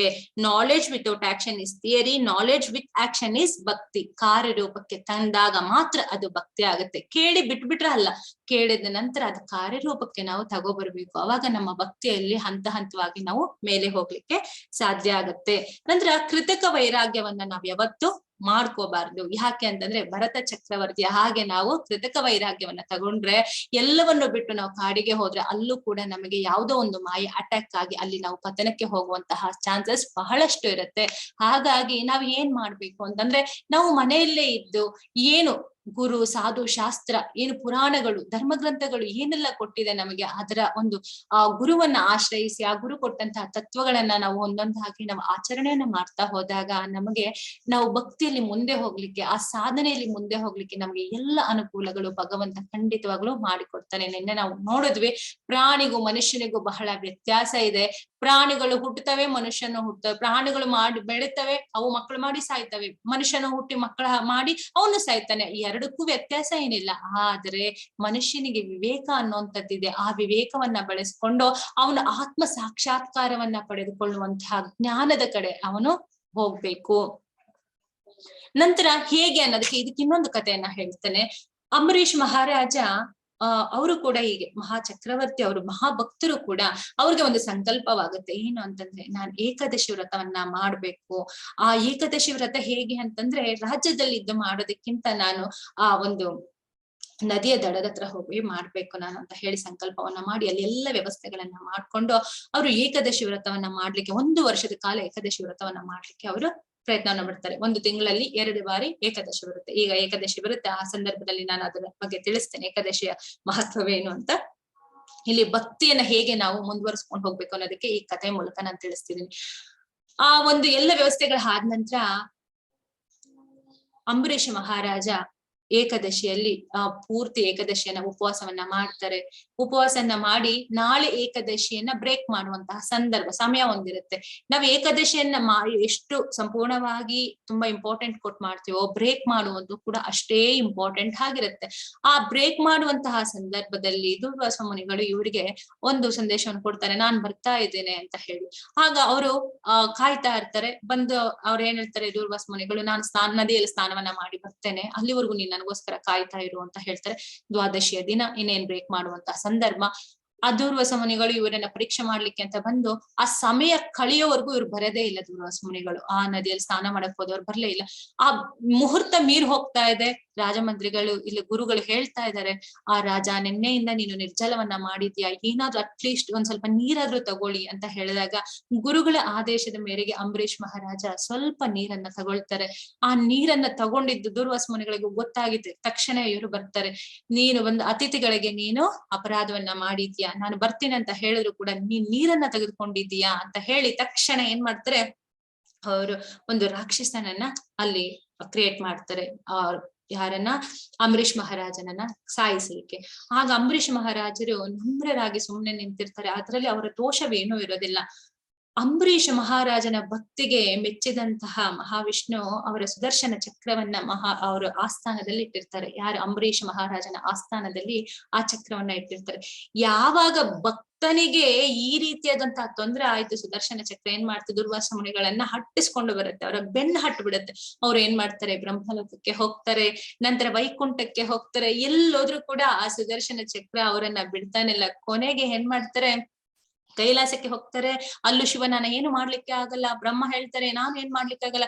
ಕೊನೆಗೆ ಭಗವಂತನ ಹತ್ರ ವೈಕುಂಠಕ್ಕೆ ಹೋಗ್ತಾರೆ. ಅಲ್ಲಿ ಕೇಳ್ತಾರೆ, ನನಗೆ ಹೀಗೆ ನಿನ್ನ ಸುದರ್ಶನ ಚಕ್ರ ಬರ್ತಾ ಇದೆ, ನಾನ್ ಏನ್ ಮಾಡ್ಲಿ ಅಂತ ಕೇಳಿದಾಗ, ನಾನು ಕೂಡ ಏನು ಮಾಡ್ಲಿಕ್ಕೆ ಆಗೋದಿಲ್ಲ, ನೀನ್ ನನ್ನನ್ನು ಬೇಕಾದ್ರೆ ಏನಾದ್ರೂ ಅನ್ನೋ, ನಾನ್ ಸಹಿಸ್ಕೊಳ್ತೇನೆ, ನನ್ನ ಭಕ್ತರನ್ನ ನೀನು ಏನು ಅಂದ್ರೂ ಕೂಡ ನಾನು ಸಹಿಸ್ಕೊಳ್ಳೋದಿಲ್ಲ.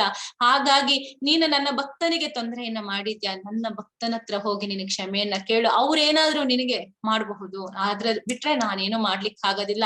ಸದಾ ಕಾಲ ಭಕ್ತರು ನನ್ನ ಹೃದಯದಲ್ಲಿ ಇರ್ತಾರೆ, ನನ್ನ ಭಕ್ತರ ಹೃದಯದಲ್ಲಿ ನಾನಿರ್ತೀನಿ. ಹಾಗಾಗಿ ನಾನು ಈ ಸುದರ್ಶನ ಚಕ್ರದಿಂದ ನಿನ್ನನ್ನು ಪಾರು ಮಾಡ್ಲಿಕ್ಕಿಲ್ಲ ಅಂತ ಹೇಳ್ತಾರೆ. ಆಗ ಮತ್ತೆ 1 ವರ್ಷದ ಕಾಲ ಇವರು ಸುತ್ತಿ ಅಂಬರೀಷ್ ಮಹಾರಾಜನ ಇರುವಂತಹ ಆಸ್ಥಾನಕ್ಕೆ ಮತ್ತೆ ಬರ್ತಾರೆ. ಬಂದು ಕೇಳಿದಾಗ ಅಂಬರೀಷ್ ಮಹಾರಾಜರು ಹತ್ರ ಕೇಳ್ಕೊತಾರೆ, ನೋಡಪ್ಪ ಮಹಾಭಕ್ತ ಇದೆಯಾ ನೀನು, ನಾನು ಎಲ್ಲೋದ್ರೂ ನನಗೆ ರಕ್ಷಣೆ ಸಿಗ್ಲಿಲ್ಲ, ನೀನೇ ನನ್ನ ಕಾಪಾಡ್ಬೇಕು ಅಂದಾಗ ಅಂಬರೀಷ್ ಮಹಾರಾಜರು ಹೇಳ್ತಾರೆ, ನಾನೇನಾದ್ರೂ ಒಂದು ಸ್ವಲ್ಪ ಮಟ್ಟಿಗಾದ್ರೂ ಭಕ್ತಿ ಏನಾದ್ರೂ ಮಾಡಿದ್ರೆ ಆ ಋಷಿಗಳನ್ನ ಬಿಟ್ಟು ಬಿಡು ಅಂತ ಕೇಳಿದಾಗ ಆ ಚಕ್ರ ಮತ್ತೆ ಅದೇ ಆಸ್ಥಾನಕ್ಕೆ ಹೋಗುತ್ತೆ. ಅಂದ್ರೆ ಇಲ್ಲಿ ನಾವು ನೋಡ್ಬೇಕು, ಆ ಅಂಬರೀಷ್ ಮಹಾರಾಜನ ಹೇಗೆ ಅವರು ಒಂದು ಭಕ್ತಿಯನ್ನ ಮಾಡ್ತಾರೆ ಅಂದ್ರೆ, ಅವರ ಒಂದು ಕಣ್ಣುಗಳು ಭಗವಂತನನ್ನ ನೋಡಲಿಕ್ಕೆ ಆ ಕಣ್ಣುಗಳನ್ನ ಉಪಯೋಗ ಮಾಡ್ಕೊಳ್ತಿರ್ತಾರೆ. ಕೈಗಳನ್ನ ಅವರು ದೇವಸ್ಥಾನವನ್ನ ಸ್ವಚ್ಛತೆ ಮಾಡಲಿಕ್ಕೆ, ಭಗವಂತನ ಕಾರ್ಯಗಳಲ್ಲಿ ಅವರ ಕೈಗಳನ್ನ ಉಪಯೋಗ ಮಾಡ್ಕೊಳ್ತಾರೆ. ಮತ್ತೆ ಆ ನಾಸಿಕವನ್ನ ಭಗವಂತನ ಪಾದಕಮಲಗಳಲ್ಲಿ ಅರ್ಪಿಸಿರುವಂತಹ ತುಳಸಿ ಆ ಹೂಗಳನ್ನ ಆ ಸುವಾಸನೆಯನ್ನ ತೆಗೆದುಕೊಳ್ಳಲಿಕ್ಕೆ ಅವರು ಯೂಸ್ ಮಾಡ್ತಾ ಇರ್ತಾರೆ. ನಂತರ ಆ ನಾಲಿಗೆನ ಭಗವಂತನ ಪ್ರಸಾದವನ್ನ ತಿನ್ನೋದಕ್ಕೆ ಅಥವಾ ಭಗವಂತನ ನಾಮಗಳನ್ನ ಹೇಳಲಿಕ್ಕೆ ಅವರ ನಾಲಿಗೆಯನ್ನ ಅವರು ಉಪಯೋಗ ಮಾಡ್ಕೊಳ್ತಿರ್ತಾರೆ. ಕಿವಿಗಳನ್ನ ನಾಮಾಮೃತ ಹರಿನಾಮವನ್ನ ಕೇಳೋದ್ರಲ್ಲಿ ಅವರ ಕಿವಿಗಳನ್ನ ಉಪಯೋಗ ಮಾಡ್ಕೊಳ್ತಿರ್ತಾರೆ. ಕಾಲುಗಳನ್ನ ಭಗವಂತನಿರುವಂತಹ ಕ್ಷೇತ್ರಗಳಿಗೆ ಹೋಗಲಿಕ್ಕೆ ಅವರ ಕಾಲುಗಳನ್ನ ಉಪಯೋಗ ಮಾಡ್ಕೊಳ್ತಿರ್ತಾರೆ. ಪ್ರತಿಯೊಂದು ಇಂದ್ರಿಯವನ್ನು ಪರಮಾತ್ಮನಿಗೆ ಅರ್ಪಣೆಯನ್ನ ಮಾಡಿರ್ತಾರೆ. ಹಾಗಾಗಿ ಭಗವಂತನೇ ತೃಪ್ತನಾಗಿ ಆ ಒಂದು ಸುದರ್ಶನ ಚಕ್ರವನ್ನ ಅಲ್ಲಿಟ್ಟಿರ್ತಾರೆ. ಹಾಗಾದ್ರೆ ಆ ಒಂದು ಅಂಬರೀಷ ಮಹಾರಾಜ ಯಾವ ಮಟ್ಟದ ಒಂದು ಭಕ್ತಿಯನ್ನ ಮಾಡ್ತಾ ಇದ್ರು, ಇಂದ್ರಿಯ ನಿಗ್ರಹವನ್ನ ಮಾಡೋದೊಂದು ಬಿಟ್ರೆ ಬೇರೆ ಏನು ಮಾಡ್ಬೇಕಾಗಿಲ್ಲ, ಎಲ್ಲೂ ಕಾಡಿಗೋಗ್ಲಿಲ್ಲ, ಅಲ್ಲೇ ಇದ್ದು ತನ್ನ ಒಂದು ಎಲ್ಲ ಕರ್ತವ್ಯಗಳನ್ನ ನಿಭಾಯಿಸ್ತಾ ಆ ಕರ್ತವ್ಯದ ಮಧ್ಯೆ ಭಗವಂತನನ್ನ ಸೇವಿಸ್ತಾ ಇದ್ರು ಅಂಬರೀಷ ಮಹಾರಾಜರು. ಆದ್ರೆ ಭರತ ಚಕ್ರವರ್ತಿ ಏನ್ ಮಾಡಿದ್ರು, ಕಾಡಿಗೆ ಹೋದ್ರು, ಆದ್ರೆ ಅಲ್ಲಿ ಸಕ್ಸಸ್ ಆಗ್ಲಿಲ್ಲ. ಆದ್ರೆ ರಾಜ್ಯದಲ್ಲೇ ಇದ್ದಂತಹ ಅಂಬರೀಷ್ ಮಹಾರಾಜರು ಅಲ್ಲಿ ಭಗವಂತನನ್ನ ಅವರು ಸಾಕ್ಷಾತ್ಕಾರವನ್ನ ಮಾಡ್ಕೊಂಡ್ರು. ಹಾಗೆ ಇಂದ್ರಿಯಗಳನ್ನ ನಿಗ್ರಹ ಮಾಡಿದ ನಾವ್ ಏನನ್ನ ಮಾಡ್ತೀವಂದ್ರೂ ಕೂಡ ಅದು ಬಹಳ ಕಷ್ಟ. ಯಾವುದೋ ಒಂದು ರೀತಿಯಲ್ಲಿ ನಾವು ಪತನಕ್ಕೆ ಹೊಂದುವಂಥದ್ದು ಅದು ಖಂಡಿತ ಆಗತ್ತೆ ಅನ್ನೋದನ್ನ ನಾವು ಅರ್ಥ ಮಾಡ್ಕೋಬಹುದು.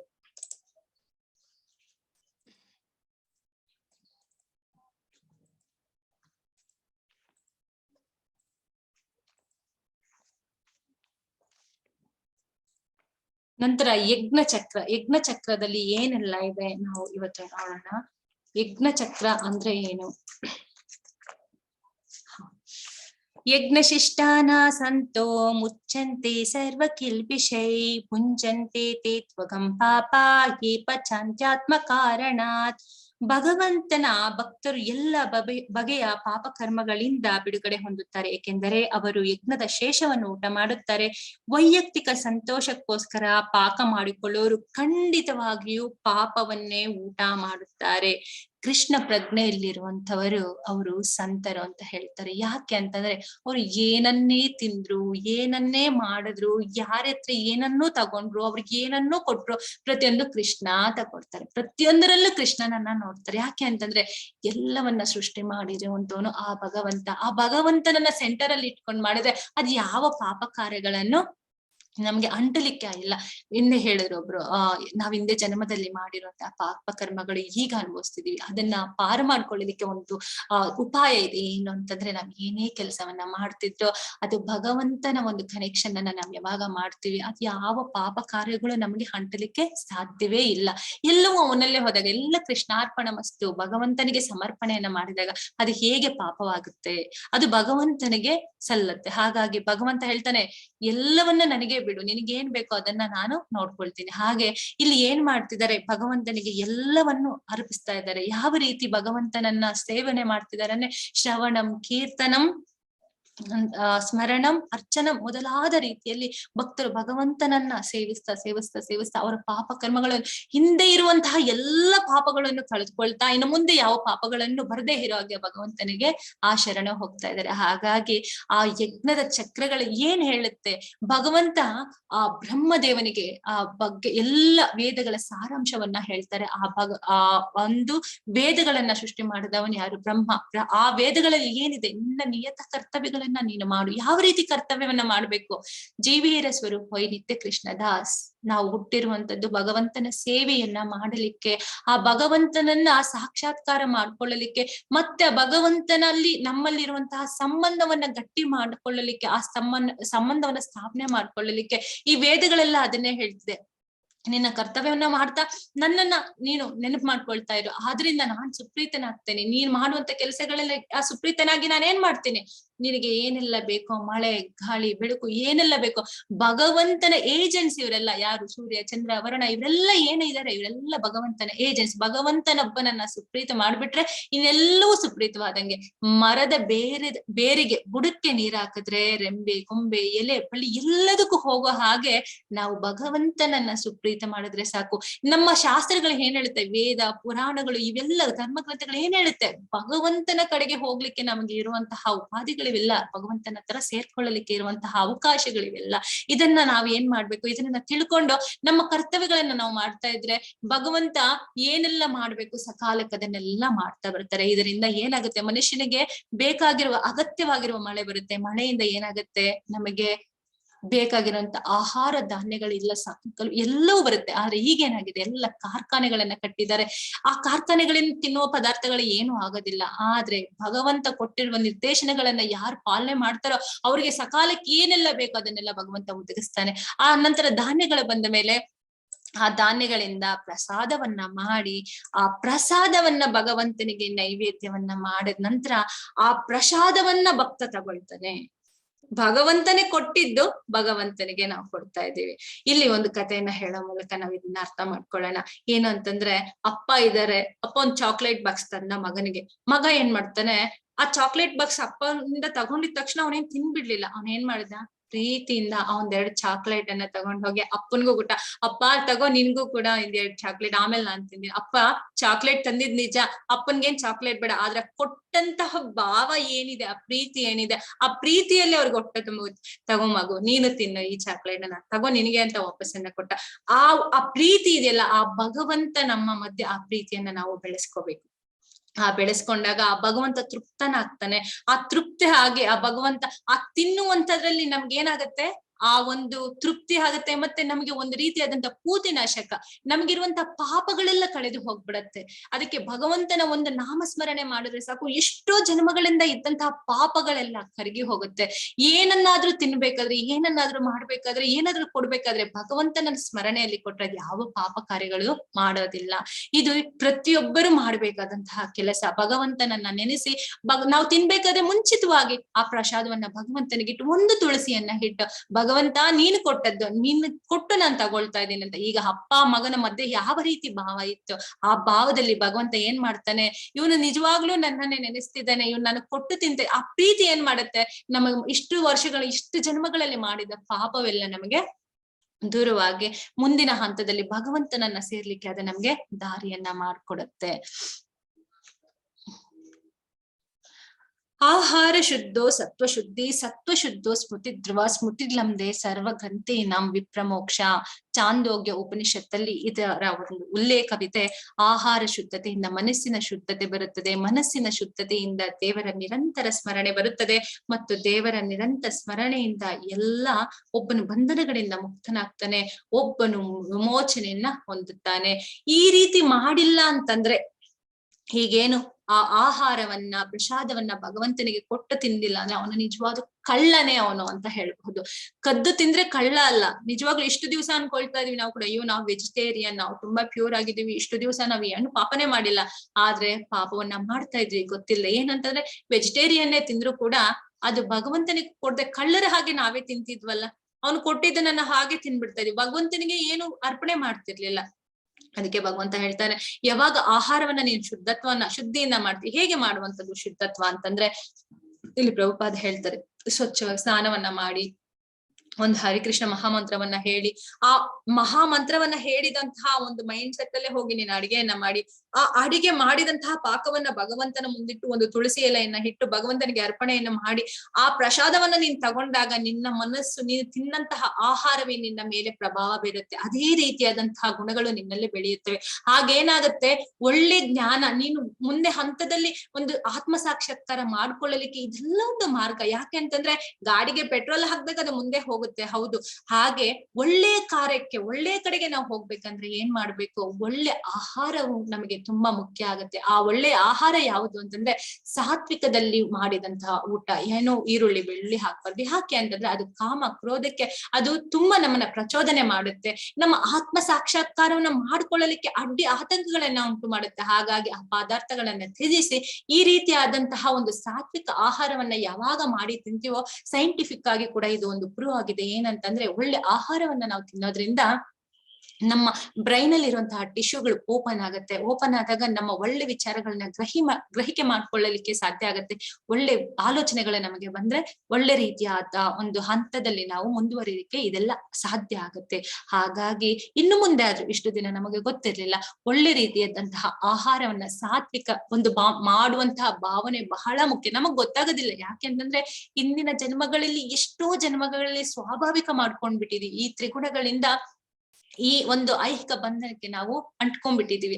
ಆ ಅಂಟ್ಕೊಂಡು ಈ ತಕ್ಷಣಕ್ಕೆ ಈ ರೀತಿ ಬದಲಾವಣೆ ಮಾಡ್ಕೊಳ್ಳೋದು ಸ್ವಲ್ಪ ಕಷ್ಟ ಆಗ್ಬೋದು. ಆದ್ರೆ ಪ್ರಯತ್ನ ಪೂರ್ವಕವಾಗಿ ಎಲ್ಲವೂ ಸಾಧ್ಯ ಆಗತ್ತೆ ಅನ್ನೋದಕ್ಕೆ ನಮ್ಮ ಧರ್ಮ ಗ್ರಂಥಗಳು, ಗುರು ಸಾಧು ಶಾಸ್ತ್ರ ಇವರು ಯಾವತ್ತೂ ತಪ್ಪನ್ನ ಸುಳ್ಳನ್ನ ಹೇಳೋದಿಲ್ಲ. ಗುರು ಆದವ್ರು ಏನ್ ಮಾಡ್ತಾರೆ, ಶಾಸ್ತ್ರದ ವಿರುದ್ಧವಾಗಿ ಏನನ್ನೂ ಹೇಳೋದಿಲ್ಲ. ಶಾಸ್ತ್ರದ ಅನುಕೂಲವಾಗಿ ಜನರ ಒಂದು ಉದ್ಧಾರಕ್ಕಾಗಿ ಆತ್ಮ ಸಾಕ್ಷಾತ್ಕಾರವನ್ನ ಮಾಡಿಕೊಂಡು ಮುಂದಿನ ಹಂತದಲ್ಲಿ ಅವರು ಒಂದು ಒಳ್ಳೆ ಉತ್ತಮ ಸ್ಥಾನವನ್ನ ಪಡ್ಕೊಳ್ಳಲಿಕ್ಕೆ, ಭಗವದ್ಧಾಮಕ್ಕೆ ಹೋಗ್ಲಿಕ್ಕೆ ಏನೆಲ್ಲ ಬೇಕೋ ಅದನ್ನ ಗುರುವು ನಮ್ಗೆ ಎಲ್ಲವನ್ನ ಅನುಕೂಲವನ್ನ ಮಾಡ್ಕೊಳ್ತಾರೆ. ಹಾಗಾಗಿ ತಿನ್ನುವಂತ ಆಹಾರದ ಮೇಲೆ ಜಾಗ್ರತೆ ಇರಲಿ. ಹೊರಗಡೆ ಎಲ್ಲೋ ತಿನ್ನುವಂಥದ್ದು ಅಥವಾ ನಮ್ಗೆ ಇಷ್ಟ ಆಯ್ತು ನಾಲ್ಗೆ ರುಚಿಗೆ ಆ ತರ ಎಲ್ಲ ಬಲಿ ಆಗುತ್ತೆ. ಬೇಕು ಅಂದಾಗ ಸ್ವಚ್ಛವಾಗಿ ಮನೆಯಲ್ಲೇ ಮಾಡ್ಕೊಂಡು ಅದನ್ನ ಭಗವಂತನಿಗೂ ಅರ್ಪಿಸಿ ನಾವು ತಿನ್ನೋದ್ರಿಂದ ಅದು ನಮ್ಗೆ ಒಳ್ಳೆ ದಾರಿಯನ್ನ ಮಾಡ್ಕೊಡುತ್ತೆ.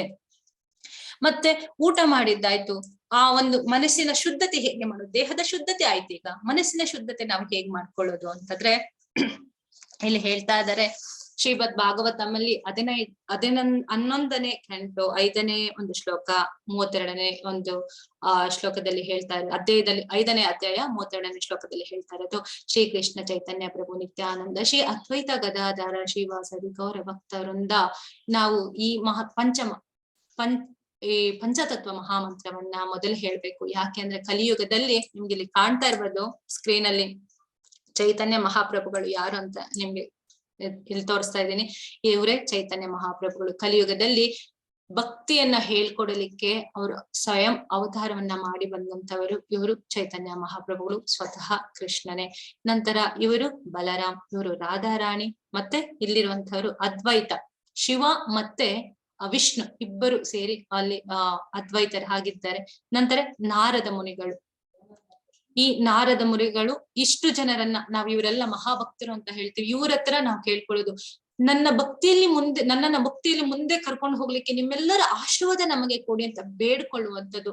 ಜೈ ಶ್ರೀ ಕೃಷ್ಣ ಚೈತನ್ಯ ಪ್ರಭು ನಿತ್ಯಾನಂದ ಶ್ರೀ ಅದ್ವೈತ ಗದಾಧಾರ ಶ್ರೀವಾಸಾದಿ ಗೌರ ಭಕ್ತರಿಂದ ನಿಮ್ಮ ಒಂದು ಭಕ್ತವರಿಂದ ನನ್ನ ಮೇಲೆ ಆಶೀರ್ವಾದವನ್ನ ಕರುಣೆಯನ್ನ ತೋರಿಸಿ ನನ್ನ ಭಕ್ತಿಯಲ್ಲಿ ಮುಂದೆ ಹೋಗ್ಲಿಕ್ಕೆ ಸಹಕಾರವನ್ನ ಮಾಡಿ ಅಂತ ಹೇಳಿ ನಾವು ನಮಸ್ಕಾರವನ್ನ ಮಾಡ್ತಾ ಆಶೀರ್ವಾದವನ್ನ ಕೋರ್ತಾ ನಂತರ ಹರೇ ಕೃಷ್ಣ ಕೃಷ್ಣ ಕೃಷ್ಣ ಹರೇ ಹರೇ ಹರೇ ರಾಮ ರಾಮ ರಾಮ ಹರೇ ಹರೇ ಅಂತ 108 ಬಾರಿ ಆ ಭಗವಂತನನ್ನ ನಾವು ಸ್ಮರಣೆ ಮಾಡ್ತಾ ಮುಂದಿನ ಹಂತಗಳಲ್ಲಿ ಈಗ 1 ರೌಂಡ್ ಮಾಡ್ತಾ ಇದೀನಿ 108, ಆಮೇಲೆ 4 ರೌಂಡ್ ಮಾಡ್ತೀನಿ, ಆಮೇಲೆ 4 ರೌಂಡ್ ಮಾಡ್ತೀನಿ, ಆಮೇಲೆ 8, ಆಮೇಲೆ 16, ಹೀಗೆ ಪ್ರಭುಪಾದರು 16 ರೌಂಡ್ ಯಾರು ಮಾಡ್ತಾರೆ ಸತತವಾಗಿ 50 ವರ್ಷಗಳ ಕಾಲ ಯಾರು ಹರೇ ಕೃಷ್ಣ ಮಹಾಮಂತ್ರವನ್ನ ಒಂದು ದಿನ ಕೂಡ ತಪ್ಪದೆ ಪ್ರತಿ ದಿವಸ 16 ಸಲ ಯಾರು ಮಾಡ್ತಾರೋ ಅವ್ರನ್ನ ನಾನು ಆ ಗೋಲೋಕಕ್ಕೆ ಕರ್ಕೊಂಡು ಹೋಗ್ತೀನಿ ಅಂತ. ಹಾಗಾದ್ರೆ ನಮ್ಮ ಪ್ರಯತ್ನ ಈಗ್ಲಾದ್ರೂ ಸಿಕ್ಕಿದೆ, ಅದು ನಮ್ಗೆ ಅವಕಾಶ. ಹಿಂದಿನ ಜನ್ಮದಲ್ಲಿ ಇಲ್ಲಿವರೆಗೂ ಮಾಡಿದ್ವೇನೋ ಮತ್ತೆ ಬಿಟ್ಟಿರ್ತೀವಿ, ಮತ್ತೆ ಈಗ ನಮ್ಗೆ ಸಿಕ್ಕಿದೆ, ಮತ್ತೆ ಈ ಒಂದು ಆ ಕಾರ್ಯವನ್ನ ಈಗ ನಡ್ಸ್ಕೊಂಡು ಹೋಗೋಣ.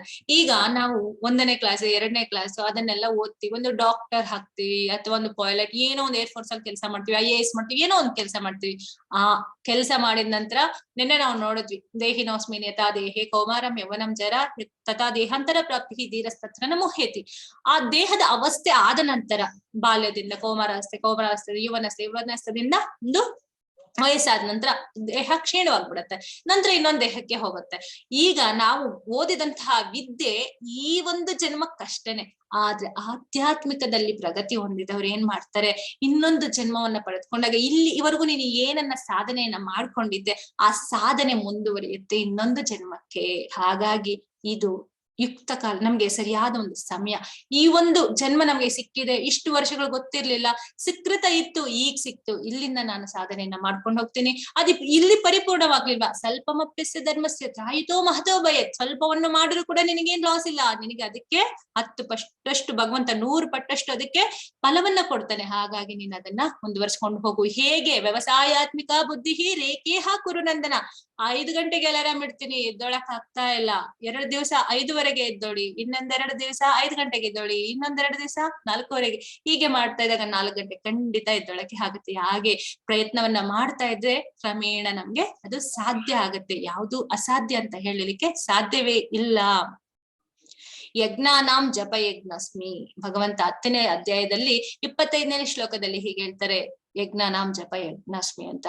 ಎಲ್ಲ ಯಜ್ಞಗಳು, ಯಾಕಂದ್ರೆ ಆ ಒಂದು ಸತ್ಯಯುಗದಲ್ಲಿ ಧ್ಯಾನವನ್ನ ಮಾಡ್ತಿದ್ರು, ಸುಮಾರು ವರ್ಷಗಳ ಕಾಲ ಅವರು ಬದುಕಿರ್ತಾ ಇದ್ರು. ಯಜ್ಞವನ್ನ ಅಂದ್ರೆ ತಪಸ್ಸನ್ನ ಮಾಡ್ಲಿಕ್ಕೆ, ಧ್ಯಾನವನ್ನ ಮಾಡ್ಲಿಕ್ಕೆ ಅವರಿಗೆ ಅಷ್ಟು ಆಯಸ್ಸಿತ್ತು, ಆರೋಗ್ಯ ಇತ್ತು, ಎಲ್ಲವೂ ಅನುಕೂಲಕರವಾಗಿತ್ತು ಆ ಯುಗದಲ್ಲಿ. ತ್ರೇತಾಯುಗಕ್ಕೆ ಬಂದ್ರು, ಯಜ್ಞಗಳನ್ನ ಮಾಡ್ತಾ ಇದ್ದು, ಬ್ಯಾರಲ್ ಗಟ್ಲೆ ಶುದ್ಧ ತುಪ್ಪ ಸಿಗ್ತಾ ಇತ್ತು, ಯಾಕಂದ್ರೆ ಲಕ್ಷ ಹಸುಗಳಿರ್ತಾ ಇತ್ತು. ಈಗ ಹಸುಗಳೇ ಕಣ್ಮರೆಯಾಗಿದೆ, ಹಸುಗಳೇ ಇಲ್ಲ, ಶುದ್ಧ ತುಪ್ಪ ತಿನ್ಲಿಕ್ಕೂ ಸಿಗಲ್ಲ. ಇನ್ನು ಯಜ್ಞಗಳನ್ನ ಮಾಡ್ಲಿಕ್ಕೆ ಬ್ಯಾರಲ್ ಗಟ್ಲೆ ಈ ತುಪ್ಪವನ್ನ ತರುವಂತದ್ದು ಎಲ್ಲಿಂದ ಸಾಧ್ಯ? ಮತ್ತೆ ತುಂಬಾ ಕ್ವಾಲಿಟಿ ಐಟಮ್ಗಳೆಲ್ಲ ಸಿಗ್ತಾ ಇತ್ತು, ಅಂದ್ರೆ ಸಾಮಗ್ರಿಗಳೆಲ್ಲ, ಯಜ್ಞಕ್ಕೆ ಬೇಕಾಗಿರುವಂತ ಸಾಮಗ್ರಿಗಳೆಲ್ಲ ಸಿಗ್ತಾ ಇತ್ತು. ಈಗ ಕಾಡುಗಳು ಇಲ್ಲ, ಏನಿಲ್ಲ, ಅದು ಕೂಡ ಸಾಧ್ಯ ಆಗೋದಿಲ್ಲ. ನಂತರ ದ್ವಾಪರ ಯುಗಕ್ಕೆ ಬಂದ್ರು, ಅರ್ಚ ವಿಗ್ರಹ ಪೂಜನೆ, ಗಡಿಗೆ ಆ ಲೈನ್ ಅಲ್ಲಿ ನಿಂತ್ಕೊಳ್ತಾ ಇದ್ರಂತೆ 100 ಜನ, ಒಂದು ಗಡಿಗೆಗೆ ಭಗವಂತನಿಗೆ ನೈವೇದ್ಯ ಮಾಡ್ಲಿಕ್ಕೆ, ಅರ್ಚನೆಯನ್ನ ಮಾಡ್ಲಿಕ್ಕೆ ಗಡಿಗೆ ಎಲ್ಲ ಕ್ಯೂ ಅಲ್ಲಿ ಇರ್ತಿತ್ತು. ಮತ್ತೆ ಅವ್ರು ಟರ್ನ್ ಬಡತಿಕ್ಕೆ ಬಹಳಷ್ಟು ಟೈಮ್ ಆಗ್ತಾ ಇತ್ತು, ಅಷ್ಟೊಂದು ಸಮಯ ಅವ್ರ ಹತ್ರ ಇತ್ತು. ನಂತರ ಅಷ್ಟು ಭಕ್ತಿ ಅವ್ರ ಹತ್ರ ಇತ್ತು. ಈಗ ಒಂದು ಸಮಯಕ್ಕೆ ಭಗವಂತನೇ ಸಾತ್ವಿಕವಾಗಿ ಸ್ನಾನ ಮಾಡಿ ಜಪ ಮಾಡಿ ಭಗವಂತನಿಗೆ ಒಂದು ಪ್ರಸಾದವನ್ನ ಮಾಡ್ಬಿಟ್ಟು ಭಗವಂತನಿಗೆ ಇಡೋಣ ಅಂತಂದ್ರೆ ನಮ್ಮ ಹತ್ರ ಅಷ್ಟು ಸಮಯ ಇಲ್ಲ. ಹಾಗಾಗಿ ಇಲ್ಲಿ ಹೇಳಿರುವಂತದ್ದು ಜಪಯಜ್ಞ. ಎಲ್ಲ ಯಜ್ಞಗಳಿಗಿಂತ ಕಲಿಯುಗದಲ್ಲಿ ಜಪಯಜ್ಞ, ಅದೊಂದು ಯಜ್ಞವನ್ನ ಮಾಡಿದ್ರೆ ಸಾಕು. ಒಬ್ಬರೇ ಕೂತು ಮನೆಯಲ್ಲಿ ಮಾಡುವಂತದ್ದು ಜಪ, ಎಲ್ಲಾರ ಜೊತೆಗೆ ಸೇರಿ ಮಾಡುವಂತದ್ದು ಜಪಯಜ್ಞ. ಇದನ್ನ ಮಾಡಿದ್ರೆ ಸಾಕು, ಭಗವಂತ ಸುಪ್ರೀತನಾಗಿ ನಿನಗೆ ಏನೆಲ್ಲ ಬೇಕೋ ಅದನ್ನೆಲ್ಲ ಕರುಣಿಸ್ತಾನೆ ಅಂತ ಹೇಳ್ತಾ ಇದ್ದಾರೆ. ಅದೇ ಶ್ರೀಕೃಷ್ಣ ಚೈತನ್ಯ ಪ್ರಭು ನಿತ್ಯಾನಂದ ಶ್ರೀ ಅದ್ವೈತ ಗದಾಧಾರ ಶ್ರೀವಾಸರಿ ಗೌರ ಭಕ್ತರಿಂದ. ಹರೇ ಕೃಷ್ಣ ಕೃಷ್ಣ ಕೃಷ್ಣ ಹರೇ ಹರೇ, ಹರೇ ರಾಮ ರಾಮ ರಾಮ ಹರೇ ಹರೇ. ಯಜ್ಞಶಿಷ್ಟಾನ ಸಂತು ಮುಚ್ಚಂತೆ ಸರ್ವ ಕಿಲ್ಬಿಷೈ ಮುಂಜಂತೆ ತ್ವಗಂ ಪಾಪ ಯೇ ಪಚ್ಚಾನ್ಯಾತ್ಮ ಕಾರಣಾತ್. ಭಗವಂತನ ಭಕ್ತರು ಎಲ್ಲಾ ಬಗೆಯ ಪಾಪಗಳಿಂದಲೂ ಬಿಡುಗಡೆ ಹೊಂದುತ್ತಾರೆ, ಏಕೆಂದರೆ ಅವರು ಯಜ್ಞದ ಶೇಷವನ್ನು ಊಟ ಮಾಡುತ್ತಾರೆ. ವೈಯಕ್ತಿಕ ಸಂತೋಷಕ್ಕೋಸ್ಕರ ಪಾಕವನ್ನು ಮಾಡಿಕೊಳ್ಳುವರು ಖಂಡಿತವಾಗಿಯೂ ಪಾಪವನ್ನೇ ಊಟ ಮಾಡ್ತಾರೆ. ಯಾರು ಭಗವಂತನಿಗೆ ಅರ್ಪಣೆಯನ್ನ ಮಾಡಿದಂತಹ ಪ್ರಸಾದವನ್ನ ಯಾರು ತಿಂತಾರೋ ಎಲ್ಲ ಪಾಪಗಳಿಂದ ಮುಕ್ತರಾಗ್ತಾರೆ. ಅವರು ಕ್ರಮೇಣ ಭಗವಂತನ ಹತ್ರ ಹೋಗ್ಲಿಕ್ಕೆ ಅದು ದಾರಿ ಮಾಡ್ಕೊಳುತ್ತೆ. ಯಾರು ಭಗವಂತನಿಗೆ ಇಟ್ಟದೇ ತಿರ್ತಾರೋ, ಆ ಭಗವಂತನಿಗೆ ಒಂದು ಅರ್ಪಣೆ ಮಾಡದೆ ಅವ್ರಿಗೆ ಕಳ್ಳರಾಗಿ ತಿನ್ಬಿಡ್ತಾರೋ ಅವರನ್ನ ಪಾಪ ಅಂಟತ್ತೆ, ಇದು ಬಿಡುವುದಿಲ್ಲ. ನೀನು ವೆಜಿಟೇರಿಯನ್ ಆಗ್ಲಿ ನಾನ್ ವೆಜಿಟೇರಿಯನ್ ಆಗ್ಲಿ ಭಗವಂತನಿಲ್ಲ ಅಂದ್ರೆ ಅದು ಕೋಟಿ ಗಟ್ಲೆ ನೀನ್ ಏನ್ ಮಾಡಿದ್ರು ಭಗವಂತನ ಇಲ್ಲದೆ ಹೋದ್ರೆ ಅದೆಲ್ಲ ತೃಣಕ್ಕೆ ಸಮಾನ, ಅದಕ್ಕೆ ಯಾವ ಬೆಲೆ ಇಲ್ಲ. ಅದೇ ಭಗವಂತನಿದ್ದಾನೆ, ನೀನು ಭಕ್ತಿಯಿಂದ ಮಾಡ್ತಿದ್ದಿ ಅಂದ್ರೆ ಆ ಕೋಟಿಗಿಂತ ಇದು ಎಷ್ಟೋ ತುಂಬಾ ದೊಡ್ಡ ಒಂದು ಅಪಾರವಾದಂತಹ ಫಲ ನಮ್ಗೆ ಇದೆ. ನಂತರ ಇಲ್ಲಿ ನೋಡ್ಬಹುದು ಕೆಲವೊಂದು ಎಮೋಜಿಸ್ ಇದೆ. ಬಾಡಿಲಿ ಫಾರ್ಮೇಟ್ ಅಂತಂದ್ರೆ ದೈಹಿಕ ವೇದಿಕೆ, ಜಡ ವಸ್ತು ಅಂತ ಹೇಳ್ತಾರೆ. ಆದ್ರಿಂದ ಅದಕ್ಕಿಂತ ಇಂದ್ರಿಯಗಳು ತುಂಬಾ ಎಷ್ಟೋ ಶ್ರೇಷ್ಠ ಅಂತ ಹೇಳ್ತಾರೆ. ಇಂದ್ರಿಯಗಳಿಗಿಂತ ಮಾನಸಿಕ ವೇದಿಕೆ, ಕೆಲವ್ರಿಗೆ ಬುಕ್ಸ್ ಓದುವಂಥದ್ದು, ನಂತರ ಮ್ಯೂಸಿಕ್ ಕೇಳುವಂಥದ್ದು ಅದು ಬಹಳ ಇಷ್ಟ ಆಗುತ್ತೆ. ಆ ತರ ಒಂದು ಮಾನಸಿಕ ವೇದಿಕೆ. ಆ ಇಂದ್ರಿಯ ತೃಪ್ತಿಗಿಂತ ಅಂದ್ರೆ ಈಗ ಇಂದ್ರಿಯ ಈಗ ದುರ್ಯೋಧನ ಬಗ್ಗೆ ನೋಡೋದು, ನನಗೆ ಬೇಕು ರಾಜ, ಆ ತರ ಎಲ್ಲ ಇರೋದಕ್ಕಿಂತ ಮಾನಸಿಕ ವೇದಿಕೆ, ಜ್ಞಾನವನ್ನ ತಿಳ್ಕೊಳ್ಳುವಂಥದ್ದು, ಆ ವೇದಿಕೆ ಬಹಳ ಉತ್ತಮ. ನಂತರ ಬೌದ್ಧಿಕ ವೇದಿಕೆ ಏನಿರಬಹುದು, ಆ ವಿಜ್ಞಾನಿಗಳೆಲ್ಲ ಮಾಡ್ತಾರೆ, ಸೈಂಟಿಸ್ಟ್ಗಳೆಲ್ಲ, ಆ ಒಂದು ಪ್ಲಾಟ್ಫಾರ್ಮ್. ಅದನ್ನು ಮೀರಿದ್ದು ಆಧ್ಯಾತ್ಮಿಕದ ವೇದಿಕೆ. ಆಧ್ಯಾತ್ಮಿಕದ ವೇದಿಕೆಗೆ ಬಂದಾಗ ಎಲ್ಲರೂ ಸಂತೋಷವನ್ನ ಪಡ್ತಾರೆ. ಆ ಜ್ಞಾನ, ಒಂದು ಆತ್ಮ ತೃಪ್ತಿ ಅನ್ನುವಂಥದ್ದನ್ನ ಅನುಭವಿಸುವವರಿಗೆ ಮಾತ್ರ ಗೊತ್ತಾಗುತ್ತೆ. ಈ ಜ್ಞಾನವನ್ನ ಪಡೆದುಕೊಳ್ಳುವಂತಹ ಪ್ರಯತ್ನವನ್ನ ನಾವೆಲ್ಲರೂ ಮಾಡಬೇಕು. ಇಂದ್ರಿಯಾಣಿ ಪರ ನ್ಯೂಹು ಇಂದ್ರಿಯೇಭ್ಯ ಪರಂ ಮನಃ ಮನಸ್ಸಸ್ತು ಪರ ಬುದ್ಧಿರ್ಯೋ ಬುದ್ಧೇ ಪರಸಸ್ತು ಸಾ. ಕ್ರಿಯಾಶಾಲಿಯಾದ ಇಂದ್ರಿಯಗಳು ಜಡವಸ್ತುವಿಗಿಂತ ಶ್ರೇಷ್ಠ, ಮನಸ್ಸು ಇಂದ್ರಿಯಗಳಿಗಿಂತ ಶ್ರೇಷ್ಠ, ಬುದ್ಧಿಯು ಮನಸ್ಸಿಗಿಂತ ಇನ್ನೂ ಬಹುಶ್ರೇಷ್ಠ, ಮತ್ತು ಆತ್ಮನು ಬುದ್ಧಿಗಿಂತ ಶ್ರೇಷ್ಠ. ಇಲ್ಲಿ ನೋಡ್ತಾ ಇದ್ದೀವಿ, ನಮ್ಮ ಪಂಚ ಇಂದ್ರಿಯಗಳನ್ನ ಒಂದು 5 ಕುದುರೆಗಳಿಗೆ ಹೋಲಿಸಲಾಗಿದೆ. ಕಣ್ಣು, ಮೂಗು, ಕಿವಿ, ನಾಲಿಗೆ ಮತ್ತೆ ಮೂಗು. ಈ ಒಂದು ಎಲ್ಲವೂ ಸೇರಿ, ಕಿವಿ ಇದೆ, ನಾಲಿಗೆ ಇದೆ, ಚರ್ಮ ಇದೆ. 5 ಪಂಚೇಂದ್ರಿಯಗಳು ಏನಾಗಿದೆ, 5 ಕುದುರೆಗಳಿಗೆ ಹೋಲಿಸಲಾಗಿದೆ. ಇದನ್ನ ನಿಯಂತ್ರಕ ಮಾಡುವಂತದ್ದು ಮನಸ್ಸು ಎಂಬುವಂತಹ ಹಗ್ಗ. ಅದನ್ನ ನಿಯಂತ್ರಣೆ ಮಾಡ್ತಾ ಇರುವಂತದ್ದು ಬುದ್ಧಿ, ಅದಕ್ಕಿಂತ ಶ್ರೇಷ್ಠ ಆಗಿರುವಂತದ್ದು ಆತ್ಮ. ಆತ್ಮಕ್ಕೆ ನಾವು ಆತ್ಮಜ್ಞಾನವನ್ನ ಕೊಡದೆ ಹೋದ್ರೆ ಈ ಇಂದ್ರಿಯ ಬುದ್ಧಿ, ಮನಸ್ಸು, ಇಂದ್ರಿಯಗಳೆಲ್ಲ ನಮ್ಮನ್ನ ಅಧೋಗತಿಗೆ ತೆಗೆದುಕೊಂಡು ಹೋಗ್ಬಿಡುತ್ತೆ. ಹಾಗಾದ್ರೆ ಆತ್ಮಕ್ಕೆ ಜ್ಞಾನವನ್ನ ಕೊಡುವುದು ಹೇಗೆ ಅಂತಂದ್ರೆ, ಒಬ್ಬ ವ್ಯಕ್ತಿ ಇದ್ದಾನೆ, ಆ ವ್ಯಕ್ತಿ ಒಂದು ಪಕ್ಷಿಯನ್ನ ತಂದಿದ್ದಾನೆ. ಆ ಪಕ್ಷಿಯನ್ನ ತಂದ್ಬಿಟ್ಟು ಒಂದು ಕಬ್ಬಿಣದ ಒಂದು ಕೇಜ್ ಅಲ್ಲಿ ಹಾಕಿದ್ದಾನೆ, ಏನಂತಾರೆ ಕೇಜ್, ಅದ್ರೊಳಗೆ ಹಾಕಿದ್ದಾನೆ. ಅವನ್ ಅನ್ಕೊಳ್ತಾ ಇದ್ದಾನೆ, ಅಯ್ಯೋ ನನ್ ಪಕ್ಷಿ ತುಂಬಾ ಬೇಜಾರ್ ಮಾಡ್ಕೊಂಡ್ಬಿಟ್ಟಿದೆ, ಆ ಕಬ್ಬಿಣದ ಕೇಜ್ ಪಂಜರವನ್ನ ತಂದಿರೋದಕ್ಕೆ, ಅದಕ್ಕೆ ಏನ್ ಮಾಡೋಣ, ಬೆಳ್ಳಿ ಪಂಜರವನ್ನ ತಂದು ಹಾಕೋಣ, ಪಂಜರದಲ್ಲಿ ಹಾಕ್ಬಿಡೋಣ ಪಕ್ಷಿನ ಅಂತ. ನಂತರ ಏನ್ ಮಾಡ್ತಾನೆ, ಕಬ್ಬಿಣದ ಬೇಡ, ಬೆಳ್ಳಿ ಪಂಜರದೊಳಗೆ ಹಾಕಿದ. ಆಮೇಲೆ ಅದು ತುಂಬಾ ಸಪ್ಪಗಿದೆ, ಅದಕ್ಕೆ ಏನು ಊಟ ಏನೋ ಕೊಡ್ತಾ ಇಲ್ಲ. ಮತ್ತೆ ಏನ್ ಮಾಡ್ದ, ತುಂಬಾ ಅದು ಸ್ಯಾಡ್ ಆಗಿದೆ, ಏನ್ ಮಾಡೋಣ, ಮತ್ತೆ ಅದಕ್ಕೆ ಚಿನ್ನದ ಒಂದು ಪಂಜರವನ್ನ ತಗೊಂಬಂದ್ರಣ, ಅವಾಗ ಅದಕ್ಕೆ ತುಂಬಾ ಖುಷಿ ಆಗುತ್ತೆ ಅಂತ ಹೇಳ್ಬಿಟ್ಟು ಅವನ್ ಏನ್ ಮಾಡ್ತಾನೆ, ಆ ಪಕ್ಷಿನ ಚಿನ್ನದ ಪಂಜರದೊಳಗೆ ಇಡ್ತಾನೆ. ಆ ಚಿನ್ನದ ಪಂಜರದೊಳಗಿಟ್ಟು ಅದನ್ನ ಕ್ಲೀನ್ ಮಾಡ್ತಾ ಇದ್ರು ಕೂಡ ಒಳಗಿರುವಂತಹ ಪಕ್ಷಿ ಏನಾಗ್ತಿದೆ, ಅದು ಸಾಯ್ತಾ ಇದೆ. ಅದು ಯಾವುದು, ಆತ್ಮ. ನಾವು ಮೇಲಿರುವಂತಹ ನಮ್ಮ ದೇಹಕ್ಕೆ ಬೇಕಾಗಿರೋದು ತಿಂತಾ ಇದೀವಿ, ಅದಕ್ಕೆ ಏನ್ ಕೇಳ್ತಾ ಇದೀವಿ ಅಂತಹ ಡ್ರೆಸ್ ಹಾಕೊಳ್ತಾ ಇದೀವಿ, ಅದ್ ಎಲ್ಲಿ ಕೇಳ್ತೀವಿ ಅಲ್ಲೆಲ್ಲ ಹೋಗ್ತಾ ಇದೀವಿ, ಏನೆಲ್ಲ ಮಾಡ್ತಾ ಇದೀವಿ. ಆದ್ರೆ ಆತ್ಮಕ್ಕೆ ನಿಜವಾಗಿ ಬೇಕಾಗಿರುವಂತ ಆಹಾರವನ್ನ ನಾವು ಒದಗಿಸ್ತಾ ಇಲ್ಲ. ಆ ಆಹಾರ ಯಾವುದು, ಆತ್ಮಕ್ಕೆ ಬೇಕಾಗಿರುವಂತದ್ದು ಏನು, ಭಗವಂತನ ಸಂಬಂಧ, ಹರಿನಾಮವನ್ನ ಹೇಳಿದಾಗ ಆತ್ಮ ಆಕ್ಟಿವ್ ಆಗತ್ತೆ. ಅದು ಸರಿಯಾದ ಸುಸ್ಥಿತಿಯಲ್ಲಿದ್ದಾಗ ಈ ದೇಹ ಸುಸ್ಥಿತಿಯಲ್ಲಿ ಇರುತ್ತೆ. ಇಂದ್ರಿಯಗಳು ಸರಿಯಾದ ಒಂದು ನಿಗ್ರಹವನ್ನ ಮಾಡುವಂತ ಶಕ್ತಿ ಅವಾಗ ಬರುತ್ತೆ. ಅವಾಗ ಏನ್ ಮಾಡುತ್ತೆ, ಬುದ್ಧಿ ಸರಿಯಾದ ಒಂದು ಮನಸ್ಥಿತಿಯನ್ನ ಮಾಡ್ಕೊಳ್ಳೋದಕ್ಕೆ, ಇಂದ್ರಿಯಗಳನ್ನ ನಿಗ್ರಹ ಮಾಡ್ಲಿಕ್ಕೆ ಅದು ಸಹಾಯವಾಗುತ್ತೆ. ಹಾಗಾಗಿ ನಾವು ಯಾವಾಗ್ಲೂ ಆತ್ಮಕ್ಕೆ ಊಟವನ್ನ ಕೊಡಬೇಕು. Be a role model. ಯದ್ಯದಾಚರತಿ ಶ್ರೇಷ್ಠ ತತ್ತ ದೇವತರೋ ಜನಃ ಯತ್ ಪ್ರಯಾಣಂ ಕುರುತೆ ಲೋಕಸ್ಥದನುವರ್ತತೆ. ಶ್ರೇಷ್ಠನಾದವನು ಹೇಗೆ ನಡೆದರೆ ಹಾಗೆ ಸಾಮಾನ್ಯ ಜನರು ಅನುಸರಿಸುತ್ತಾರೆ. ಮೇಲ್ಪಂಕ್ತಿಯಾದ ತನ್ನ ಕಾರ್ಯಗಳಿಂದ ಯಾತನು ಯಾವುದನ್ನು ಪ್ರಮಾಣವನ್ನಾಗಿ ಮಾಡುತ್ತಾನೋ ಅದನ್ನೇ ಲೋಕವು ಅನುಸರಿಸುತ್ತದೆ.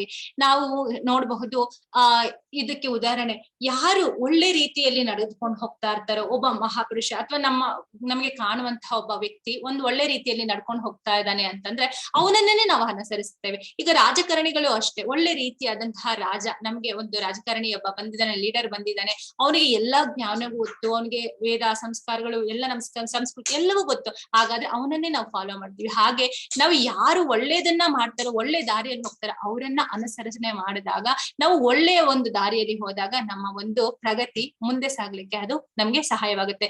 ಇದೇ ಉದಾಹರಣೆಯನ್ನ ನಾನು ಹಿಂದೆ ಕೂಡ ಹೇಳಿದೆ. ಅಮೆರಿಕಾದಲ್ಲಿ ಪ್ರಭುಪಾದರು ಹೋಗ್ಬಿಟ್ಟು ಆ ಒಂದು ಕೃಷ್ಣ ಪ್ರಜ್ಞೆಯನ್ನ ಹಂಚಿದಾಗ ಎಲ್ಲ ದೇಶಗಳು ನೋಡಿ ಅವರನ್ನ ಫಾಲೋ ಮಾಡ್ತಾರೆ. ಅಂದ್ರೆ ಯಾರು ಉತ್ತಮರು ಯಾವ್ದನ್ನ ಮಾಡ್ತಾರೋ ಅದನ್ನ ಇತರರು ಕೂಡ ಮಾಡ್ತಾರೆ. ಈಗ ಪ್ರಭುಪಾದರು ನಮ್ಗೆ ಒಂದು ಹಾದಿಯನ್ನ ಹಾಕೊಟ್ಟಿದ್ದಾರೆ, ಅವರ ಹಾದಿಯಲ್ಲಿ ಹೋದ್ರೆ ಗ್ಯಾರಂಟಿ ಖಂಡಿತವಾಗ್ಲು ನಮಗೆ ಆತ್ಮ ಸಾಕ್ಷಾತ್ಕಾರ ಖಂಡಿತ.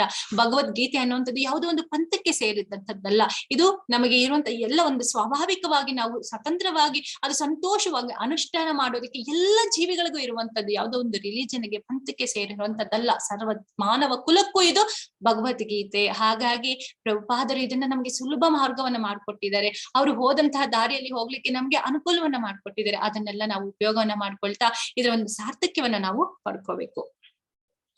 ಧೂಮೇನಾವಿಯತೆ ವಹ್ನಿ ಯಥಾರ್ಥರ್ಷೋ ಮಲೇನ ಚ ಯತೋಲ್ಪನಾವೃತೋ ಗರ್ಭಾಸ್ತಥಾ ತೇನೇದಮಾವೃತಂ.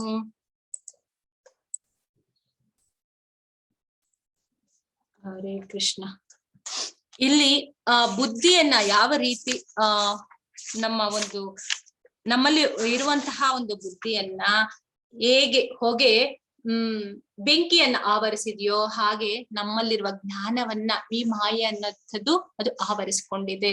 ಸ್ವಲ್ಪ ದಿವಸಗಳ ಕಾಲ ನಾವು ಕನ್ನಡಿಯನ್ನ ಹೇಗೆ ಕ್ಲೀನ್ ಮಾಡಿಲ್ಲ ಅಂದ್ರೆ ಅದು ಧೂಳು ಹೇಗೆ ಆವರಿಸಿಕೊಳ್ಳುತ್ತೋ ಹಾಗೆ ನಮ್ಮ ಒಂದು ಜ್ಞಾನವನ್ನ ಈ ಒಂದು ಧೂಳು ಅನ್ನೋ ಹಾಗೆ ನಮ್ಮನ್ನ ಆವರಿಸ್ಕೊಬಿಡತ್ತೆ.